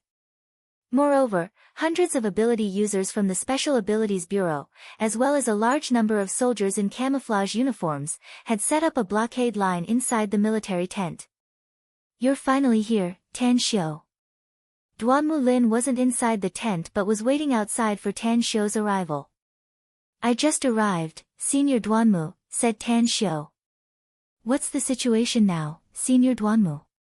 Do those fierce beasts intend to rush into the blockade line again? They're very strange. Duanmu Lin nodded. They're like an army of fierce beasts, with a higher intelligence commanding them. We've seen a total of 4 small-scale fierce beast attacks since we arrived here. Fortunately, some cultivators came to help, else our Special Abilities Bureau and the military wouldn't have been able to resist them. Low-level and mid-level fierce beasts don't have high intelligence, said Tan Xiu. But the intelligence of high-level fierce beasts is comparable to that of humans. Above high-level fierce beasts are super fierce beasts and demonic beasts. Whether they are super fierce beasts or demonic beasts, they have extremely high intelligence. They have the ability to control the fierce beast army. Duanmu Lin's pupils shrunk and he said in amazement, high-level fierce beasts are already very terrifying. It'll be a big problem if there are super fierce beasts and demonic beasts. I don't think it's possible that there are super fierce beasts and demonic beasts, said Tan Xiu. The biggest fierce beast should be a high-level fierce beast. However, it's just my guess now. I need to see it to know for sure. That's right, you said some cultivators are coming. Who are they? There are people from the occult sect, Taoist cultivators, and Buddhist cultivators. There are also some experts from ancient martial families. As a matter of fact, our country has long signed some secret agreements with these people. When our country encounters a major crisis, we have the right to ask them for help. Tan Xiu nodded and said, those who have justice in their hearts will care about our country. They will come forward bravely when we encounter a crisis. Tan Xiu. Suddenly, a shout came from the distance. Tan Xiu looked over and saw Miao Wentong, Xiao Mingzhen, and Dao Master Zi dashing over lightning fast and quickly arrived in front of him. However, he found that all 3 of them were unexpectedly injured, especially Dao Master Zi. His injuries were quite serious. Take the medicinal pills. Tan Xiu took out 3 holy healing pills from his interspatial ring and gave them to each of them. Chapter 1022. Miao Wentong and Xiao Mingzhen trusted Tan Xiu very much, so they gave Tan Xiu a grateful look and took the pill without hesitation. Dao Master Zi hesitated for a while. Only after seeing that Miao Wentong and Xiao Mingjun had taken the pill did he take it. Quickly. The trio's injuries healed and their mental state was much stronger than before. "What's the situation with the fierce beasts inside now?" asked Tan Xiu. "Are they a big threat to the blockade?" Miao Wentong forced a wry smile and said, "I don't know why all the fierce beasts didn't rush out. But I'm sure that if all the fierce beasts rush out, let alone us, even if our numbers increase tenfold, I'm afraid it'll be far from enough." Tan Xiu took a deep breath and his killing intent toward the Celestial Wizard clan intensified. If it weren't for the Celestial Wizard clan spreading the news, causing the cultivation forces all over the world to focus their attention on the Pacific Ocean, he wouldn't have been so passive. Mobilizing a large number of Tang sect's subordinates at this time could, on the one hand, play the role of training the troops, and on the other hand, protect the people of China. "I must get rid of this clan in the future." Tan Xiu secretly vowed inwardly. He then looked at Duanmu Lin and said, "Let's go now, Senior Duanmu. I need to observe and judge the strength of those fierce beasts. If they are really powerful, I'm afraid we'll have to use some special means." Duanmu Lin's expression shifted and he hurriedly asked, "What kind of special means?" Tan Xiu glanced at him and shook his head silently. He did have a very powerful trump card, but once he used it, it would cause serious consequences. Soon after, everyone appeared at the blockade line and looked at the lush mountain forest across the scene of white snow. Tan Xiu instantly released his spiritual sense and said in a deep voice, "All of you stay here. I'll go in and have a look alone." "Don't act rashly, Tan Xiu," said Duanmu Lin quickly. "I've sent some people to inquire about the news, but none of them came out. If my guess is correct, all of them died in the hands of the fierce beasts. It's impossible to kill me with just some fierce beasts." Tan Xiu shook his head. "Senior Duanmu, Tan Xiu, never do things that I'm not confident in. Don't worry." Saying, his figure instantly turned into a sharp arrow, rushing into the snow-covered mountains. After walking for less than 10 kilometers, Tan Xiu found a few rhino-like creatures in front of him chewing on 2 human corpses. Even the 2 corpses only had bloody legs and arms left. Roar! One of the rhinoceros-like creatures seemed to have discovered something. It turned around and roared in the direction of Tan Xiu. When Tan Xiu's gaze landed on the rhinoceros-like creatures, his pupils suddenly shrank. Disbelief filled his eyes because he discovered that the rhinoceros-like creatures were not ferocious beasts at all, but magical beasts. How is this possible? Demonic beasts live in the demon realm. Only powerful demonic beasts can tear space and come out of the demon realm. Otherwise, even if the powerhouses of the demon realm bring them out, they will become weak and die gradually. These demonic beasts are very weak, but how can they survive on Earth unscathed? Tan Xiu was deeply puzzled, but he felt even more restless inside. It must be noted that fierce beasts and demonic beasts were not on the same level at all. Even if 3 to 5 fierce beasts of the same level joined hands, they might not necessarily be a match for one demonic beast. Several ferocious rhinoceros-like demonic beasts strode toward Tan Xiu. Faint black smoke lingered under their feet, and the rhinoceros horns on their heads also faintly surged with a black brilliance.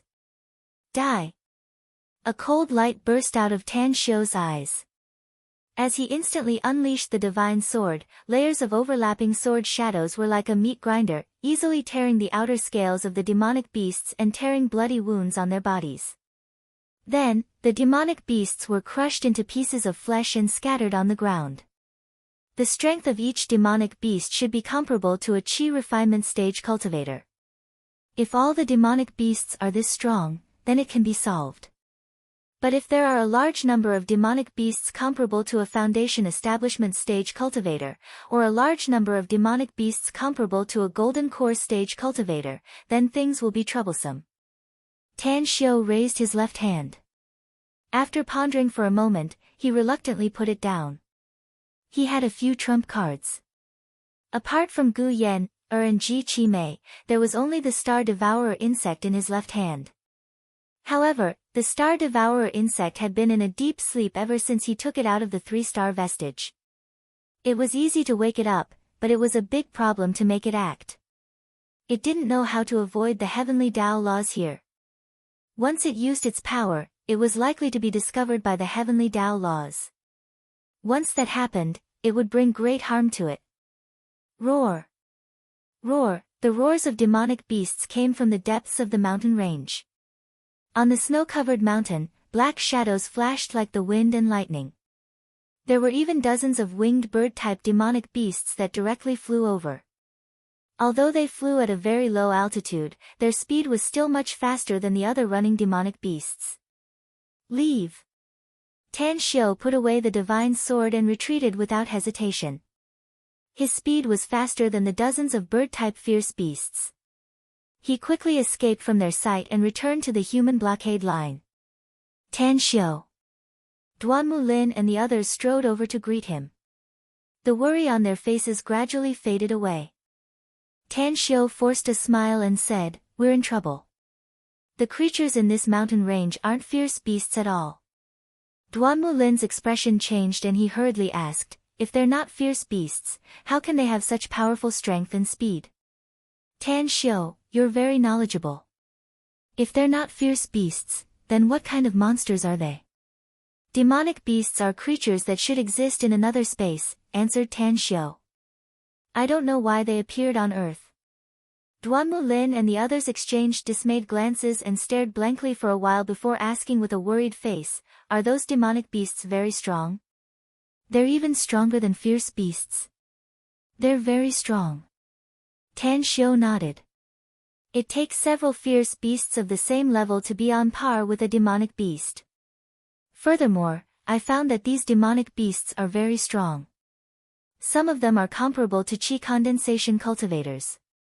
I just killed them, but their roars also attracted hundreds of fierce beasts deeper in. Through my observation, I noticed that there are at least a few amongst those 100+ ferocious beasts that possess strengths that ought to be comparable to Foundation Establishment Realm cultivators. Hiss, Miao Wentong, Xiao Mingzhen, and Dao Master Zi, the three cultivators, immediately sucked in a mouthful of cold air. Their eyes were filled with horror, and they felt their scalps go numb. You should know. Dao Master Zi's strength was only at the middle stage of Foundation Establishment stage, and this was the result of him cultivating for many years. Moreover, he had obtained some medicinal pills from Tan Xiu. As for Miao Wentong and Xiao Mingzhen, although they already had the strength of the late stage of Foundation Establishment stage, a fierce tiger was no match for a pack of wolves. Just those hundreds of magical beasts were not something that the few of them could handle. Moreover, there were tens of thousands of magical beasts in this mountain range. Once they formed a beast tide, the blockade that they had set up would definitely collapse easily.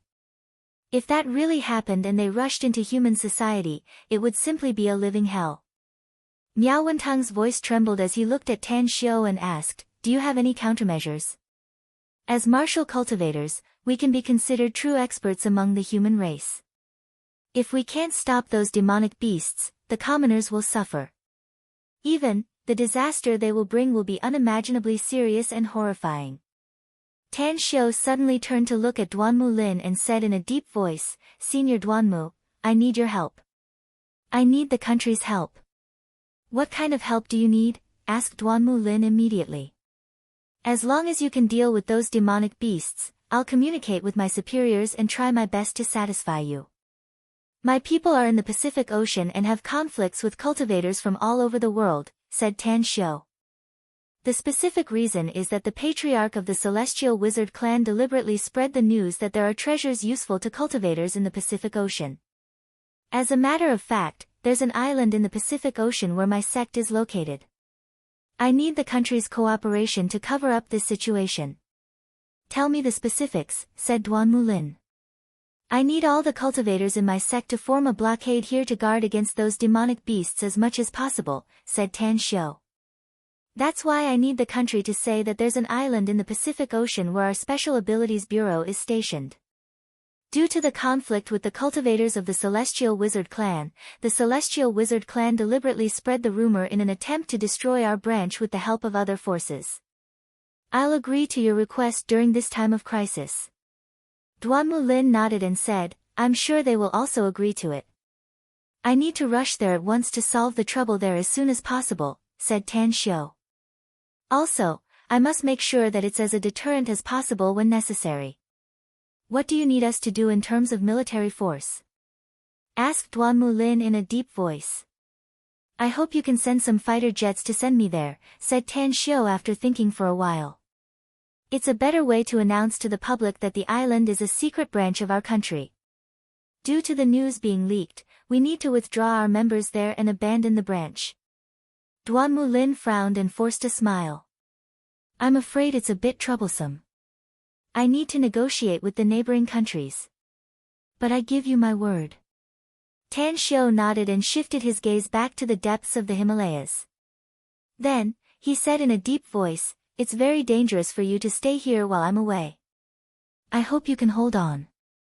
Contact me at once there's a situation here. I'll send a large number of experts back in 2 days at most. Chapter 1023. In the evening.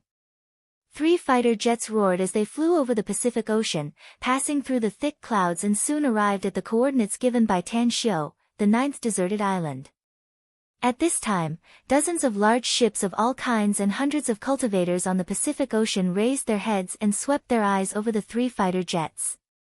All of them revealed curious expressions because the symbol on the fighter jet indicated that it was China's fighter jet.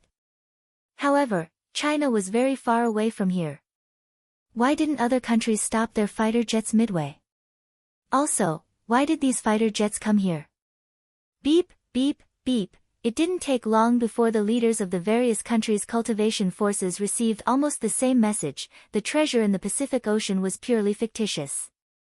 After the Celestial Wizard clan and the members of China's Special Abilities Bureau fought and were seriously injured, they spread the news of the treasure and attempted to use the world's major cultivation forces to attack a branch of China's Special Abilities Bureau in the Pacific Ocean. Were they used? The news of the treasure was false. Celestial Wizard Clan. China's Special Abilities Bureau. At this moment, the leaders of the world's forces were furious. They used various information channels to inquire about the authenticity of the news. However, to their disbelief, they basically believed the news after they found out that someone offered a huge bounty on the Celestial Wizard Clan and that their clansmen had appeared in the Pacific Ocean. Treasure. If there really was a treasure in the Pacific Ocean, why did the Celestial Wizard Clan, who came to the Pacific Ocean earlier than them, act like a coward? Why did they summon all their clansmen back to their clan's land and not come out? Didn't they covet the treasure? Soon after, another piece of news also reached the ears of the leaders of the world's forces. China's government sought China's cultivation forces to assist the Special Abilities Bureau's secret branch in the Pacific Ocean to evacuate. Cultivators. Such people were like a mountain that weighed heavily on the hearts of the leaders of the world's forces. The crusades of the past, the invasion of Huaxia by cultivation powers, the slaughter of Huaxia by groups of devils. Countless major events had ended in defeat by the cultivators of Huaxia in the end, and it caused them to reveal deep fear. 9th deserted island. When Tan Xiu jumped out of the cockpit of the fighter jet, 2 luxury liners were sailing slowly on the nearby sea.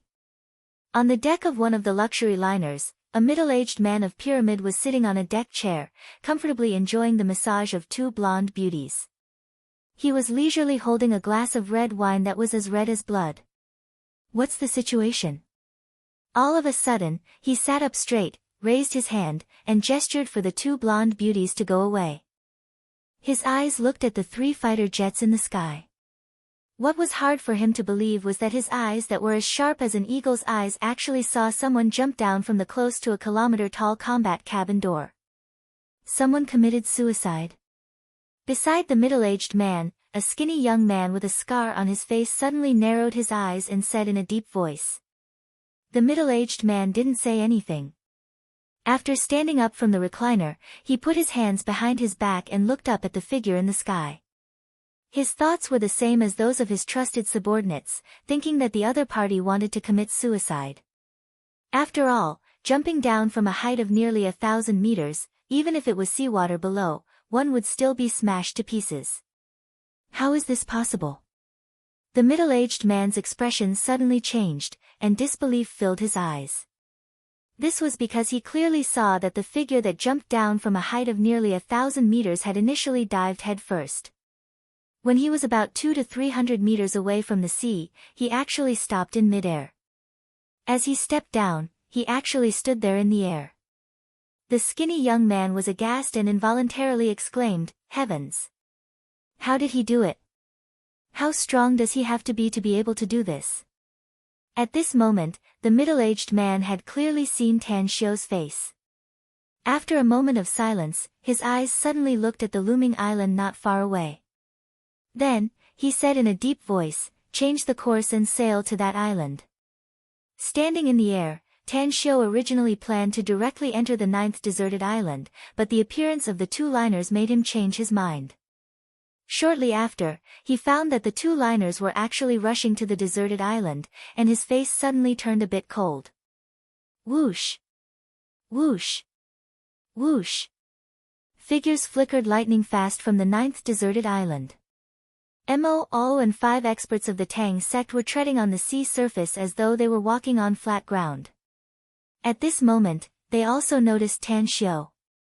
Halt! Tan Xiu descended to the sea surface and blocked the path of the two luxury liners. At this moment, Mo's group of 6 also arrived and respectfully stood behind him. On the liner, Pyramid's top executive, Mortality, stood on the bow deck.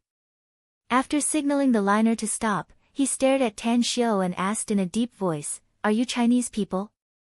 "That's right.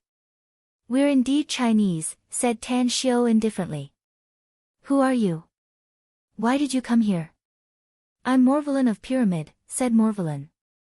"This is the international waters, so why can't we come here?" "But I find it strange. Since when did your country become so capable that you can even let your country's fighter jets fly over the Pacific Ocean?" "It's none of your business," said Tan Xiu in a deep voice. "I can tell you that this island in front is a secret branch of our country's Special Abilities Bureau. We're preparing to evacuate due to our feud with the Celestial Wizard clan. Please leave if you don't have anything else to say." "Else?" Mortality squinted his eyes and lightly asked, "Else what? Do you want to fight us?" Tan Xiu sneered. "You think you can rely on yourself? It's not worth it for me to fight you. But don't blame us for being ruthless if you really don't listen to our advice and insist on coming to our secret branch. You got some guts, huh? You even dare to be an enemy of our pyramid," said Mortality coldly. "Pyramid is indeed very strong. I know you're hailed as the world's largest organization, but I can tell you that even if your pyramid is very powerful, there's no way you can be compared with our entire country," said Tan Xiu indifferently. "I'm a Chinese cultivator. Otherwise, I wouldn't have rushed here to meet the people from the Special Abilities Bureau. If your pyramid wants to stand up for the Celestial Wizard clan, you can do it now." "Did you really have a conflict with the Celestial Wizard clan?" asked Mortality curiously. "It's not just a simple conflict," said Tan Xiu in a deep voice. "Those people from the Celestial Wizard clan are damned. They tried to steal our core information and killed many of our people. After our troops arrived and killed most of them, they even deliberately spread the news that there are treasures in the Pacific Ocean.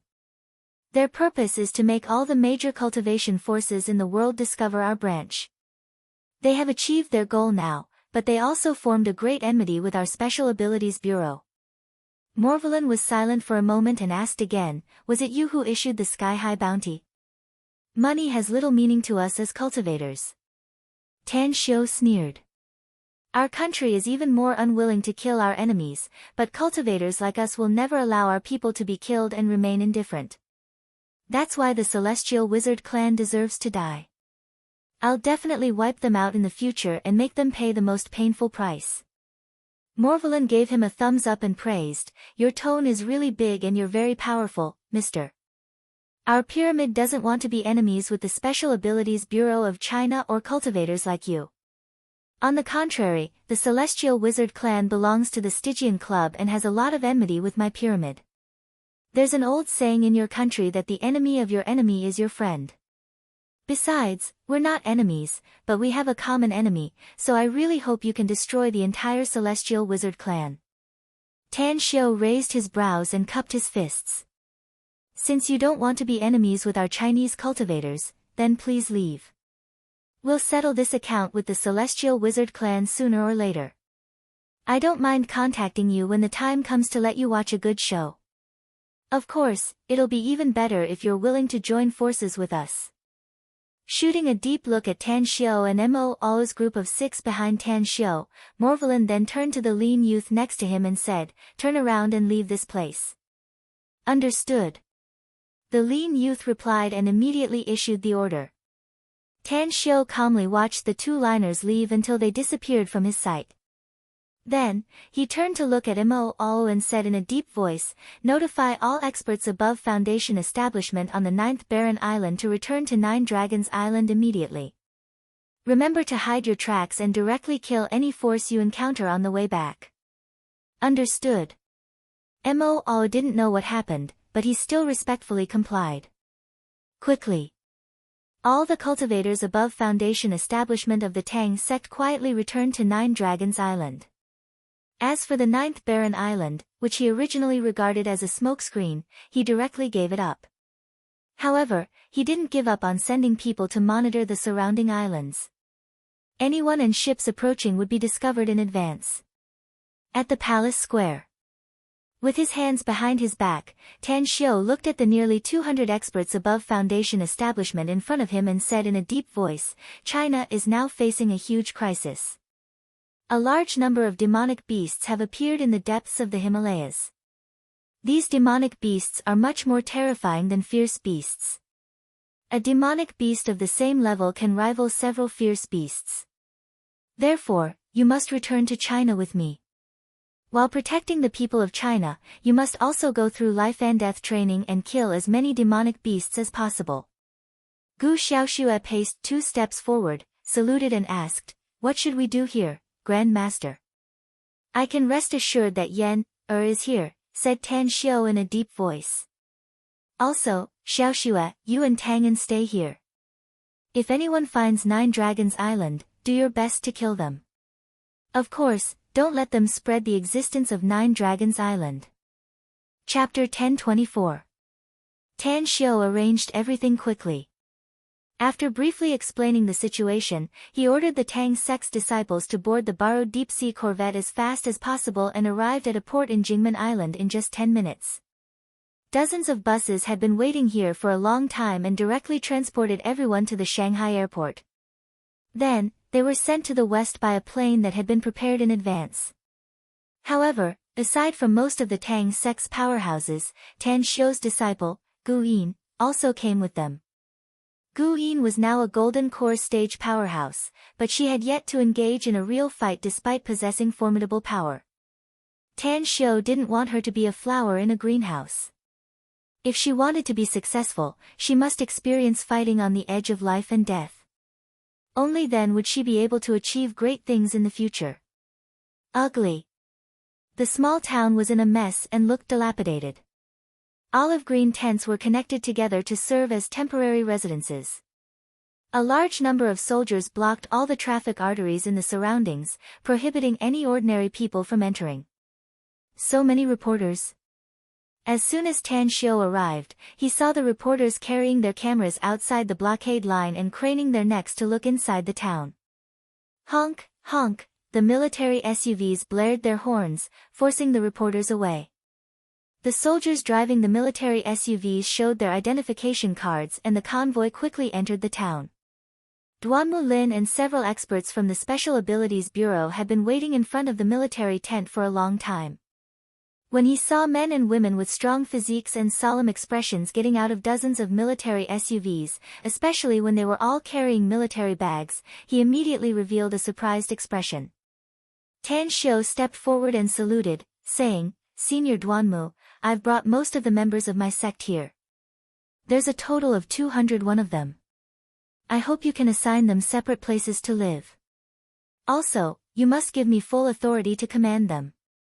Duanmu Lin was silent for a moment and curiously asked, "Are they cultivators, Tan Xiao? Or are they soldiers?" They have a very strong military aura and intense killing intent. Senior Duanmu, I'll be frank with you, said Tan Xiu. They're all cultivators trained by my disciple. Most of them were trained and sent abroad to train in very cruel environments when they were young. Most of them were wanted criminals in the world. But what I can guarantee is that the people they killed were all people who deserved to be killed, and they did not do anything illegal in our Huaxia country.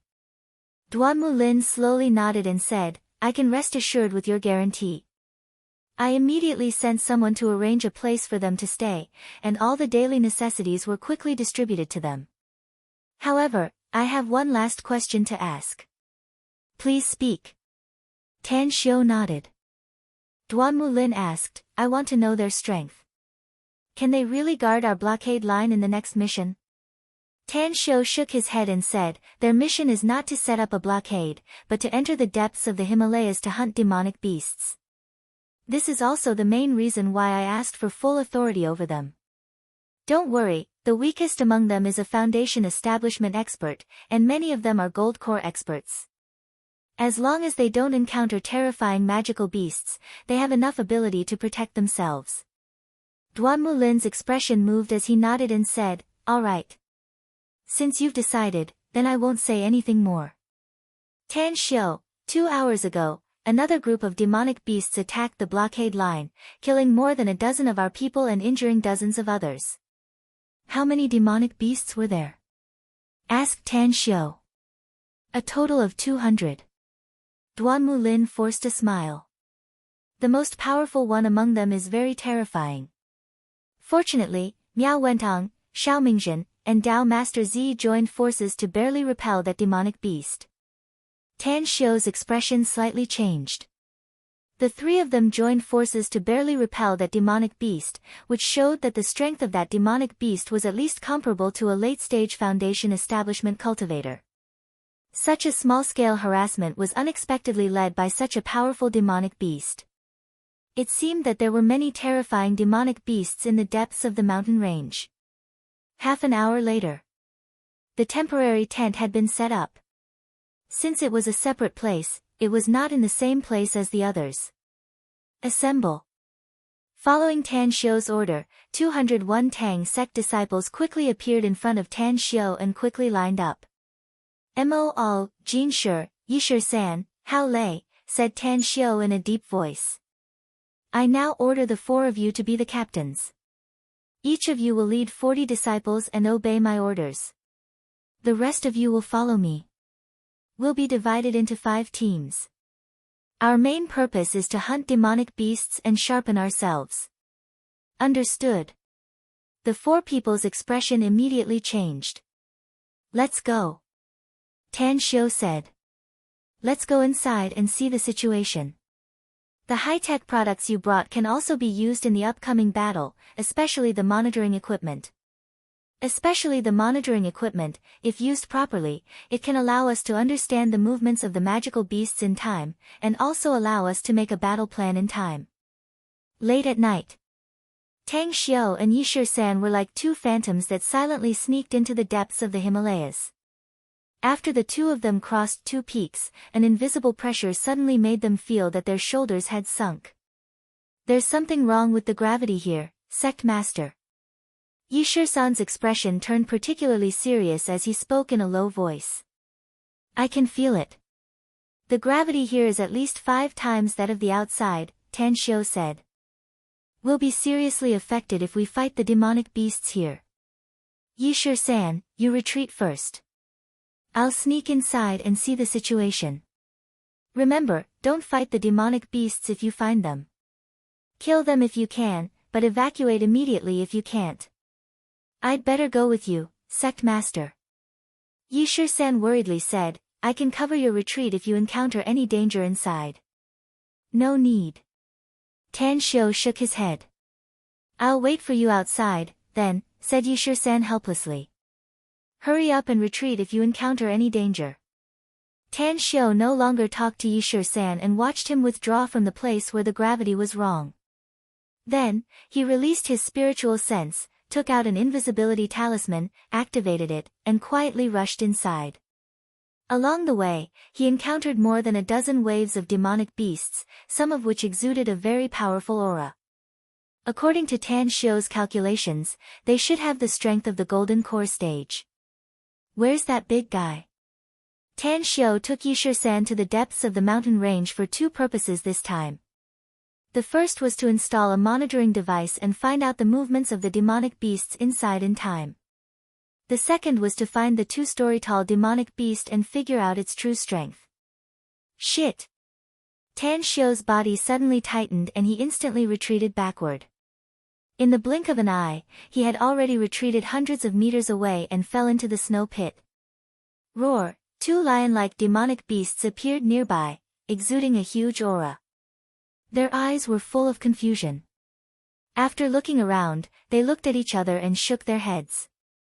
Just now, they keenly felt a special aura fluctuation. But in an instant, that special aura fluctuation disappeared without a trace. Not even a ghost's shadow could be seen in the surroundings. Subsequently, they looked around again and did not find any other special circumstances. They gradually walked into the distance and soon disappeared in this area. Tan Xiu in the snow pit had already restrained his aura. The two lion-like demonic beasts just now brought him a strong threat. Through their aura, Tan Xiu could judge their strength. Each of them was comparable to the late Golden Core stage. If they joined forces, even a nascent soul stage powerhouse might fall in their hands. They are very intelligent and alert. Tan Xiu narrowed his eyes. As time passed, 20 minutes passed in a blink of an eye. However, he did not move. He still maintained that posture, controlled the aura around his body, and waited quietly. Roar! For lightning-like black shadows shot from a distance. Two of them were the lion-like demonic beasts that arrived 20 minutes ago. The other two looked very strange. They were simply the legendary 4 odd beasts with countless sharp spikes on their backs. Hedgehog. Using his divine sense, Tan Xiu had already clearly seen the appearance of the two demonic beasts. His heart sank slightly because he knew what kind of existence a hedgehog was. Hedgehogs like to attach themselves to powerful demonic beasts. They were very intelligent, like a cunning fox. They had always been giving advice to higher-level demonic beasts. In addition, hedgehogs also had an important talent, which was the ability to smell unusual odors. As long as there was life nearby, and it was not a demonic beast, they would be able to smell and determine the location of the enemy. Seal the heavens and earth. Tan Xiu quickly took out 2 array plates. After silently engraving the array runes, he immediately used the 2 array plates to set up a small array around the area. Half an hour later, the 4 demonic beasts searched for a while and still did not find anything unusual. Then, they slowly left. It was not until they disappeared that Tan Xiu carefully came out of the snow pit. Under the effect of the invisibility talisman, he quietly left. Chirp, chirp. Just as Tan Xiu came out of the gravitational space and felt his body lighten, he suddenly received this voice in his sea of knowledge. Soon, normal human language also appeared in his sea of knowledge. It's a very powerful demonic beast. It won't be easy to deal with it without unlocking the seal. Where are you now, Master? Given your cultivation level, you'll only die if you want to go against that demonic beast. Tan Xiu's expression shifted. After transmitting his thought, he was pleasantly surprised. You sensed it, Star Devourer insect. That's right. I sensed it, and it seems to have sensed me, said Star Devourer insect. Let's get out of here quickly. Don't worry. Can you sense the situation here? Asked Tan Xiu. How can demonic beasts appear on Earth? Chapter 1025. In the end, Tang Xiu was disappointed because Star Devourer insect didn't know why there were demonic beasts in this place. It didn't even have much knowledge about demonic beasts. It only knew some sporadic information about demonic beasts based on the records it had read about them. Star Devourer insect, you won't fall into a deep slumber again, right? Tan Xiu couldn't figure out the insect's state at the moment, so he asked with a thought. This world has a strong suppression on me, said Star Devourer Insect. It'll be very dangerous if I use all my power. I'm afraid I'll fall into a long slumber even if I can save my life. Tan Xiu nodded silently. He was well aware that Star Devourer Insect was right. The heavenly Tao laws in this world were extremely powerful and would never tolerate the existence of powerhouses that could affect its operation. They would either be directly obliterated or expelled from this world. Even if he had some special means to protect Star Devourer Insect, it was very likely that he would suffer heavy injuries and fall into a long slumber just like what it said. It depends on the situation. I'll need you to act if these demonic beasts bring too much harm. But don't worry. I'm sure I can save your life and make you fall into a deep slumber at most. Also, I'll take some time to refine some pills that will benefit you. Pills? The thought fluctuation transmitted by Star Devourer Insect was a bit strange. That's right, Myriad Beasts Pill, said Tan Xiu. It's a pill taken by immortal beasts in the immortal world. Although we're not in the immortal world now and can't find a real psychic immortal herb to refine an immortal Myriad Beasts Pill, I can still refine a slightly lower grade Myriad Beasts Pill.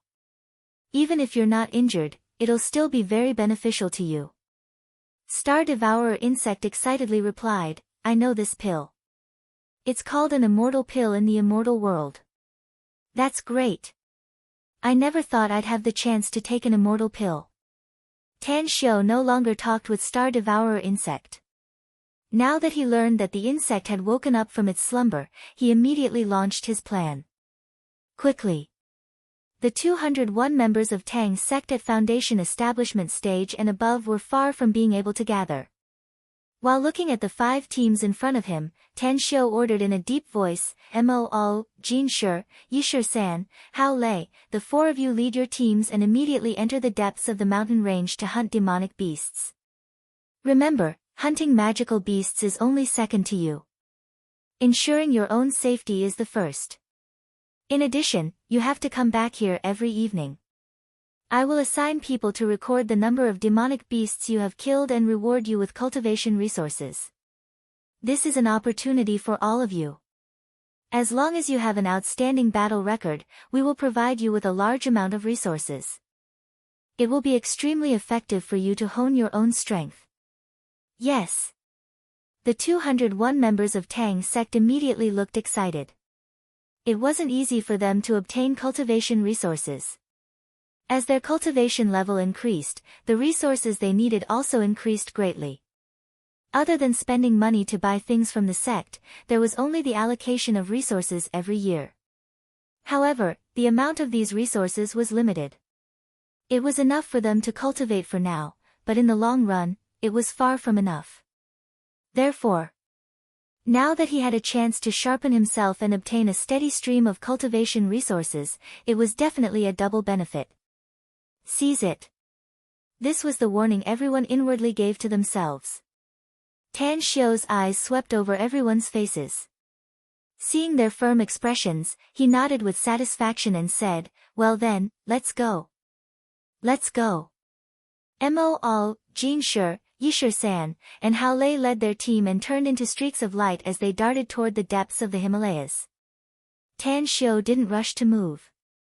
His eyes glanced at the remaining 37 Tang sect disciples in front of him and finally stopped on Gu Yin for a moment.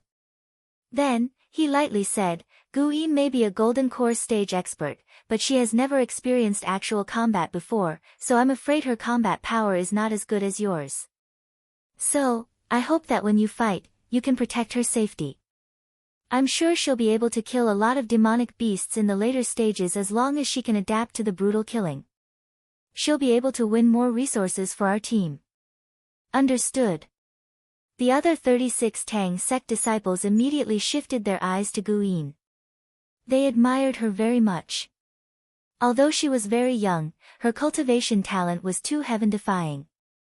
She had unexpectedly broken through to the Golden Core stage in just a year and a half. And now, they were all experts at the Foundation establishment stage. As their strength improved, they found that the higher their cultivation level was, the greater the gap between them. They could easily kill cultivators at the Qi refining stage, but Golden Core stage experts could also easily kill Foundation establishment stage experts. Gu Yin was the only Golden Core stage expert in the team. If her combat power improved, the number of demonic beasts they could kill would greatly increase and they would get more cultivation resources. This was definitely a great thing for them. Let's go. Tan Xiao no longer stayed and his figure turned into a flash of lightning as he dashed toward the depths of the Himalayas. Despite the large number of demonic beasts inside, he wasn't afraid at all. The countless battles he had gone through in the past had long tempered his fighting spirit to 1,000 times over. A few minutes later, several figures silently appeared at the place where they left.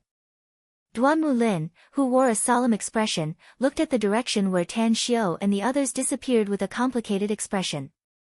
Once upon a time, he was afraid of Tan Xiao's strength and the existence of the everlasting feast hall.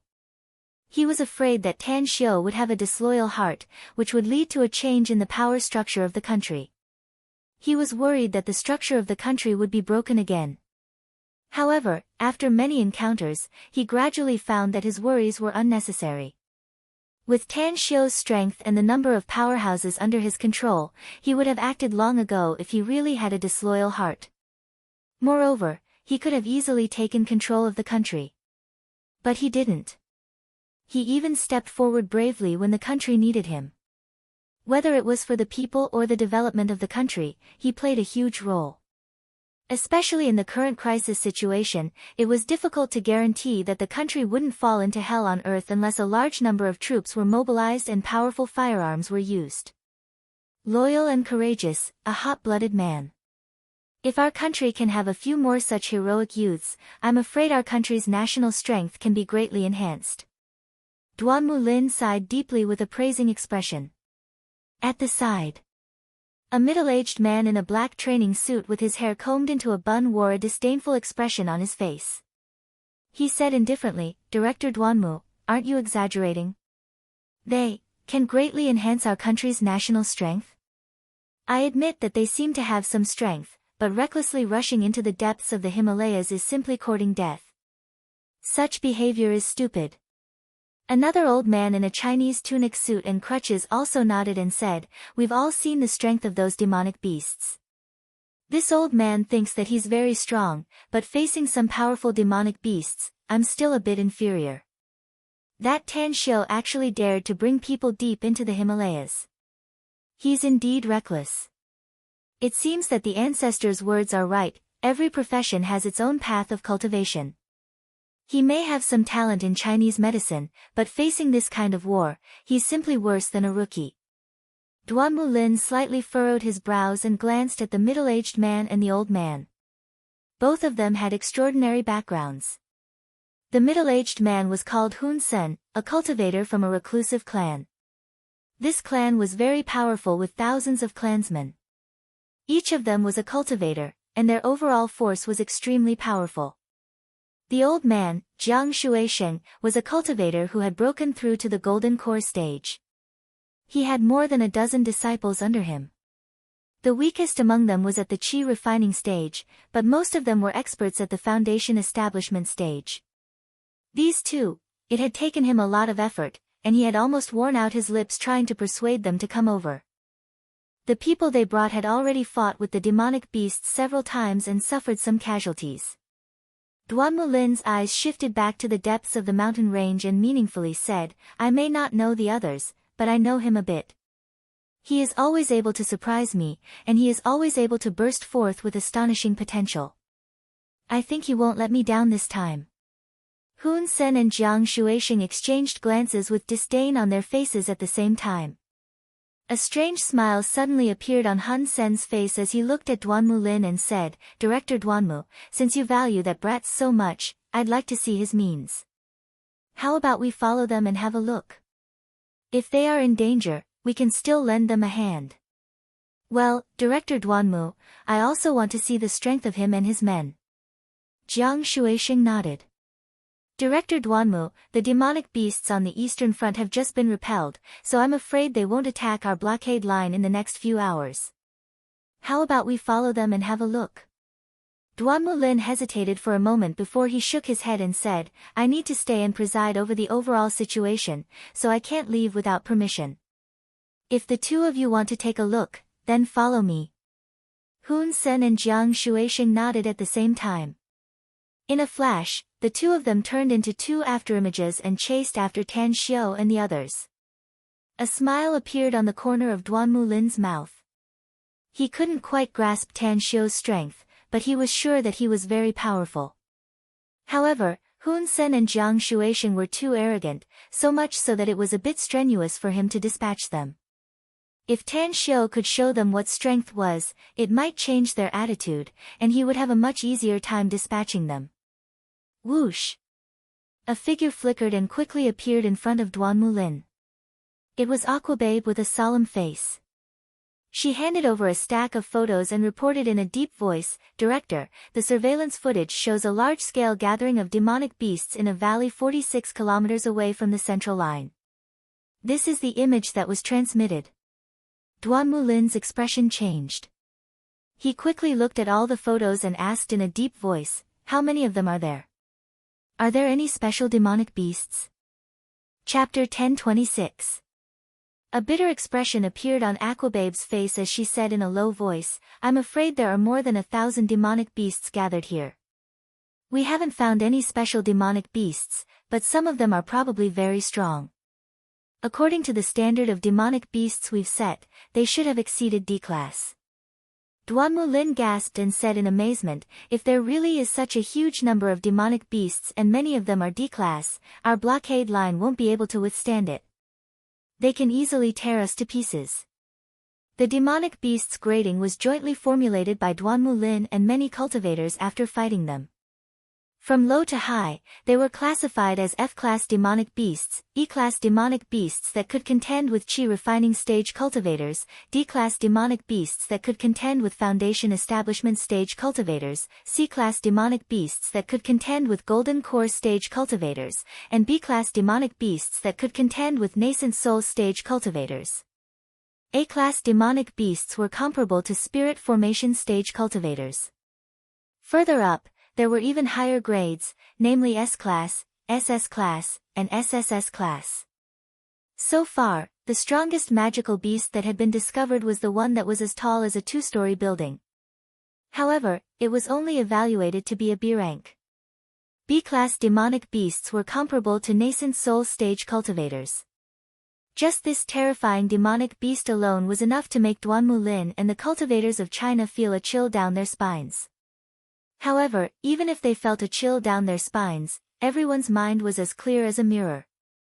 They must find a way to get rid of it, else the entire China would fall into a state of misery and suffering.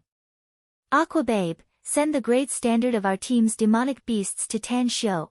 Duan gave the stack of photos back to Aquababe and seriously ordered. Aquababe nodded and quickly sent the information to Tan Xiao. Then, she asked, what should we do next, Chief? What should we do if there are thousands of demonic beasts gathered here, or if more of them attack our blockade line? We can't stop them by relying on the current armed forces of the blockade line. A chilling look flashed in Duan eyes as he asked, has General Wang Tao arrived? Aquababe nodded and said, they've arrived. They're deploying the military defense in the periphery. Let's go see him, said Duan. We must set up the armed defense system in Ugly, and all the firearms must be ready. If it really comes to the last step and there's no other way, we can only use the powerful firearms. The Himalayas. Tan Xiao led the disciples of the sect and carefully observed the surrounding environment. In the snow-covered mountains, the cold wind howled. Even though they were all martial cultivators, they could still feel the bone-piercing chill. What surprised the 37 Tang sect disciples was that Tang 28's group of 5 was not any slower than them. 10 clock direction, estimated to be about 1,300 meters away. More than a dozen magical beasts have been spotted. In addition, there are no other magical beasts around those dozen or so magical beasts, but it is not ruled out that there are hidden magical beasts in my blind spots. Xue Sha, who was next to Tan Xiao, suddenly had a change in expression and quickly reported. Tan Xiao looked in the direction of 10 clock. His eyes instantly narrowed as he nodded and said, "Let's test our skills first since we only found a dozen demonic beasts." "Gu-in, you can use the immortal sword your senior sister gave you." "I'll definitely kill a lot of demonic beasts, master," said Gu-in respectfully. Tan Xiu let out a faint smile and said, "Keep in mind that killing demonic beasts is important, but your safety is more important. Where there's life, there's hope. You can kill a lot of demonic beasts in the future as long as you can ensure your own survival. Even enemies." Gu-in had been with the original members of the Everlasting Feast Hall for a long time, so she naturally learned a lot about the missions they performed in the past. Influenced by their style, she gradually understood the cruelty of the world. She was very strong and even a bit stubborn. Having been tortured by illness, her nerves had long since been tempered to be extraordinarily tough. Therefore, she dared to kill as long as it was an enemy. Quickly, everyone quietly approached the demonic beasts. Just as they were about 200 meters away from them, more than a dozen demonic beasts finally noticed that someone was approaching. Almost without hesitation, they roared and pounced toward them. Kill! Tan Xiu didn't use his divine sword. Instead, he grabbed a 2-meter-long saber that exuded a dark and misty aura. This saber was obtained by Tan Xiu from the Diablo Precantator clan in the pocket world of Kunlun Mountain. He still had a lot of these weapons, more than tens of millions of them. The saber energy was like a rainbow. It split the sky and covered the earth. The two demonic beasts with spikes all over their bodies were instantly cleaved into two halves by the saber. The violent saber energy made the other demonic beasts look fearful and flee in all directions.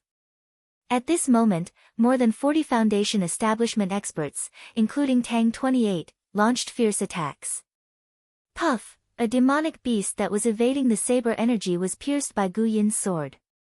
The immortal sword even tore its abdomen and scattered its internal organs on the ground due to the immense force.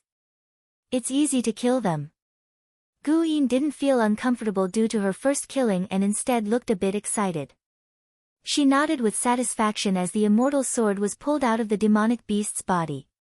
"Watch out!" Shui Sha, who had been following Gu Yin, noticed that the demonic beast that had its body torn apart wasn't dead yet. It even slashed its lightning-fast claws toward Gu Yin. He immediately slashed the immortal sword in his hand and directly cut off the two sharp claws in front of it.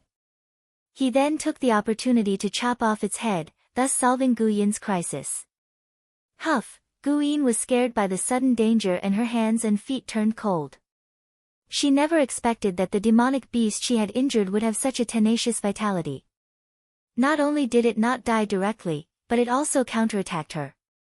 She could feel that the Grim Reaper was just above her. She would have been either dead or crippled if Shui Sha hadn't acted in time. "Be careful." Shui Sha sighed inwardly and kicked the demonic beast's body away. Gu Yin hurriedly nodded and gratefully looked at Shui Sha. "Thank you, Uncle Shui Sha. I would have been killed by that demonic beast if you hadn't saved me in time. We're on the same side. Besides, you're Sovereign's disciple," said Shui Sha. "I'll protect your safety even if I have to risk my life. However, the situation on the battlefield is ever-changing. Sometimes, I'm afraid I won't be able to save you even if I find you in danger. Hence, you must pay attention to your own safety during the battle and never take it lightly." N. Gu Yin hurriedly nodded and her expression turned particularly solemn. After killing the two demonic beasts, Tan Xiu didn't continue to attack. This was the best opportunity for the Tang sect's disciples to hone their skills. He needed them to have rich combat experience so that they could survive better in the future. Huh. Suddenly, his expression slightly changed because Shui Sha kicked the demonic beast's body near him. He found a black crystal on the wound of the demonic beast's body, which unexpectedly flowed out along with its internal organs and blood. "What's this?" Tan Xiu's thought moved and sucked the black crystal into his hand. Suddenly, his pupils shrunk and an incredulous look appeared on his face. A demon nucleus? Such a low-level demonic beast actually has a demon nucleus. It must be noted that he had been to the demon realm several times and carried out massacres there. The number of demonic beasts he killed was definitely in the millions, but demon nuclei could only be found in high-ranking demonic beasts. Even the weakest of those high-ranking demonic beasts had the strength of an immortal. Shortly after, Tan Xiu quickly dissected the bodies of several demonic beasts nearby and quickly found several demon nuclei. Holding these demon nuclei in his hand, Tan Xiu tried to absorb the demonic power essence inside. To his surprise, the demonic power essence inside the demon nuclei was exceptionally abundant. Even the demonic power contained in 10 demon stones was not as much as the demonic power contained in 1 demon nucleus. That's great. Tang Xiu's heart was filled with joy. He looked at the remaining 4 or 5 demonic beasts that were still struggling to resist. His figure flickered as his long saber turned into a blade light and directly killed all of them. Dissect the bodies and see if they have such demon nuclei in their bodies. Upon hearing this, several Tang sect's disciples immediately dissected the demonic beasts' bodies according to Tan Xiu's order and smoothly found a demon nucleus in their bodies. 13 demonic beasts, 13 demon nuclei. This shows that each demonic beast has a demon nucleus in its body. I'm rich. The number of demonic beasts in this mountain range is simply in the tens of thousands. If I can get all the demon nuclei in these demonic beasts' bodies, it'll be like getting a treasure. I won't be lacking in cultivation resources until I reach the immortal realm. Tan Xiu's eyes were particularly bright. After glancing at the demonic beasts' bodies, he took out the communicator given to him by Duanmu Lin, wrote a short message, and sent it to Mo Al, Jin Shi, Yishir San, and Hao Lei respectively. There's a black rhombus-shaped demon nucleus in these demonic beasts' bodies. Dissect all the demonic beasts you killed and dig out their demon nuclei. He then dialed Duanmu Lin's communicator number. Hello, Tan Xiu. Duanmu Lin's voice came from the communicator. Senior Duanmu, can we discuss something? Asked Tan Xiu. What is it? Asked Duanmu Lin curiously.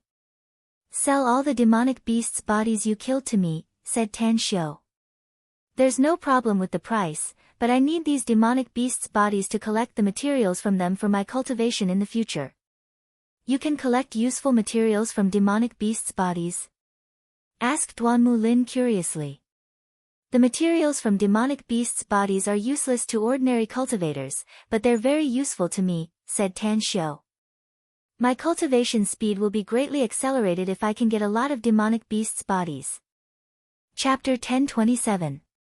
Given your strength and cultivation speed, how long will it take for you to break through to the nascent soul stage? Asked Duanmu Lin without hesitation. Tan Xiu hesitated for a moment and asked with a confused expression, why do you ask this? I asked Aquababe to send you the demonic beast assessment. You should have seen it, right? According to our assessment, there is a huge demonic beast in the depths of the Himalayas. Its strength should be comparable to a nascent soul cultivator. Therefore, I need a powerhouse who can defeat, or even kill it. If you can break through to the nascent soul stage in a short time, I'll give you all the demonic beast's corpses without taking a single cent. A smile appeared on the corner of Tan Xiu's mouth. He was not an ordinary cultivator because he cultivated the top cultivation art of the demon realm, the heavenly art of cosmic genesis. The creator of this cultivation art was definitely not a demon king in the demon realm, but a demon god who ascended to the god realm. Therefore, his current strength was comparable to a nascent soul stage powerhouse. He was confident that he could crush and kill an early-stage nascent soul stage powerhouse. He should also have some power to fight against a middle-stage nascent soul stage powerhouse. Unless he encountered a late-stage nascent soul stage powerhouse, but he could still save his life and escape. 3 months. If I have a lot of demonic beasts' corpses, I can break through to the nascent soul stage in 3 months. By then, even if I encounter a demonic beast comparable to a nascent soul stage powerhouse, I can still give it a heavy blow. Tan Xiu deliberately fabricated a lie. You've become so powerful now. Duanmu Lin exclaimed in amazement. You can break through to the nascent soul stage in 3 months. Good, good, good. All the demonic beasts' corpses are yours as long as I can get them. I'll negotiate with cultivators from other forces to give you all the demonic beasts' corpses we've killed. Thank you. Tan Xiu slightly smiled. After hanging up the call, he looked at the snowy scene around him. He found that this was not a hard task at all, but a heaven-sent opportunity to obtain treasures. He wanted the demonic beasts' corpses. Although they did have some materials that were helpful to his cultivation, they were far from being comparable to demon cores. Magic core. The essence of a demonic beast was like the golden core of a human cultivator. The golden elixir of human martial cultivators was also a precious treasure to those magical beasts. If a demonic beast swallowed a human golden core, its strength would advance by leaps and bounds. After all, the golden core that cultivators cultivated was condensed from essence, and it was the main source of their strength. Shui Sha, take this spatial ring and store all of the magical beast corpses inside. Also, contact Mo, Jin Shi, Yishir San, and Hao Lei and send them an interspatial ring each. Also, collect all the demonic beasts' corpses and demon cores for me. Tan Xiu handed 5 interspatial rings to Shui Sha and seriously ordered. Yes. Shui Sha was temporarily appointed by Tan Xiu as the vice-captain of the team, so he immediately assigned the character to someone else. Every 2 people formed a group and contacted Mo and the other 3 before quickly leaving. Tan Xiu glanced around and said, "The smell of blood here is very strong. I'm afraid that a large number of demonic beasts will arrive here soon. Hence, we can't stay here for a long time. Let's leave this place first and look for demonic beasts in other places." "Master, won't it save us the trouble of looking for demonic beasts if they are attracted here?" asked Gu Yin curiously. "Why should we leave? Even if we leave, we can still kill some more. The smell of blood is very attractive to demonic beasts." Tan Xiu shook his head and said, "According to my understanding of demonic beasts, they can smell the blood even from a few kilometers away. If it's a powerful demonic beast, they can smell it even if it's more than 10 kilometers away. If a large number of demonic beasts rush here, we'll probably be in danger once we get surrounded by them." Gu Yin suddenly understood and looked at Tan Xiu with admiration. She nodded and said, "You're right, master. Let's leave quickly then." The smell of blood was a great temptation to demonic beasts. Less than 2 minutes after Tang Xiu's team left, several demonic beasts with a fishy stench rushed over. What made them furious was that there was a lot of bloody smell lingering in this place. The vast expanse of white snow was stained with blood, yet there was no fresh meat or prey left behind. Roar! Roar! The roars of demonic beasts continued to spread out one after another. In just a few minutes, nearly 100 demonic beasts had gathered here. Several of them exuded a huge aura that was comparable to the aura of golden core stage cultivators. At this time, Tan Xiu led the Tang sect disciples and appeared in a valley tens of kilometers away. This valley was facing the sun and only some hidden corners had some snow, whereas the rest was bare and countless stones could be seen everywhere. Activate. Tan Xiu hid behind a 7-meter-high boulder with a glint flashing in his eyes. He used an array disc to quietly set up an array formation in this valley, trapping 60 to 70 demonic beasts inside. Even though he activated the array and completely isolated it from the outside world, the demonic beasts still didn't notice it. Use the battle array to hunt the demonic beasts. Pay attention to your safety. Tan Xiu stepped into the array and said with a solemn expression. The array he arranged didn't have any offensive power and only had 2 functions, to trap the demonic beasts and isolate their aura from the outside world. After entering the array, Tan Xiu didn't take the initiative to attack. Instead, he watched the figures quickly pouncing on the demonic beasts. The divine sword floated around him and the long blade in his hand was slightly raised. Killing demonic beasts wasn't his only goal. He needed to use these demonic beasts to train the sect disciples so that they could grow faster. He watched coldly from the sidelines and acted quickly.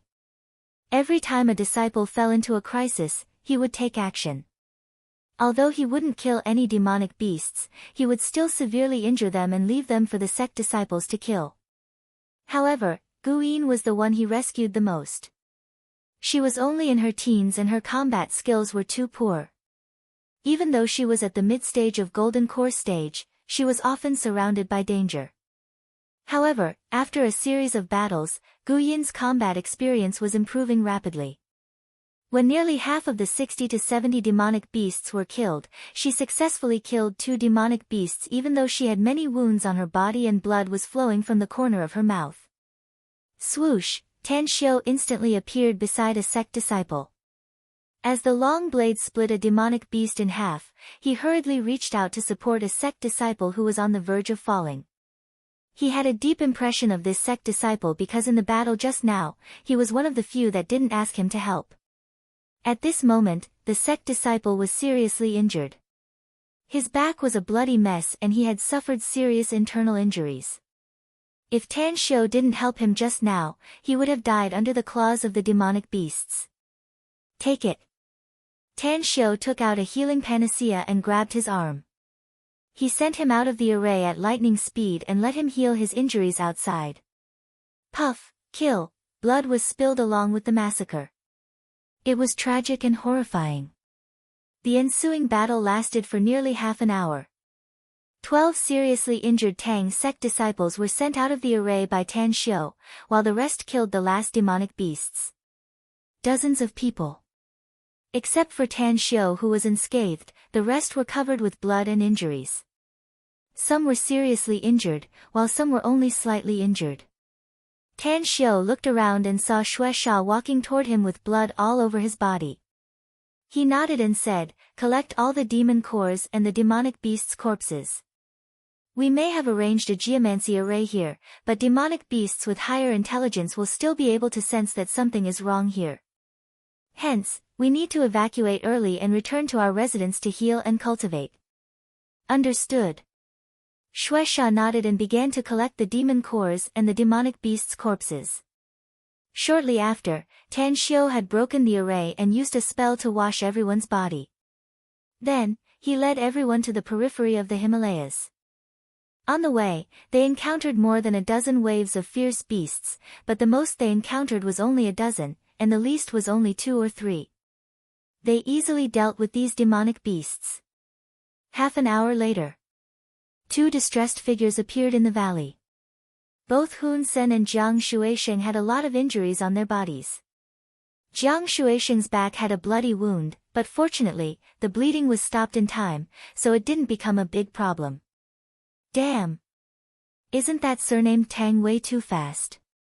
How come we haven't even caught up with their shadows? Hun Sen spat out a mouthful of bloody saliva and angrily said. Jiang Shuisheng also looked angry and said, "I can't say that they're fast. It's just that this mountain range is too big, and we've been chasing them in the wrong direction several times. However, they do have some skills.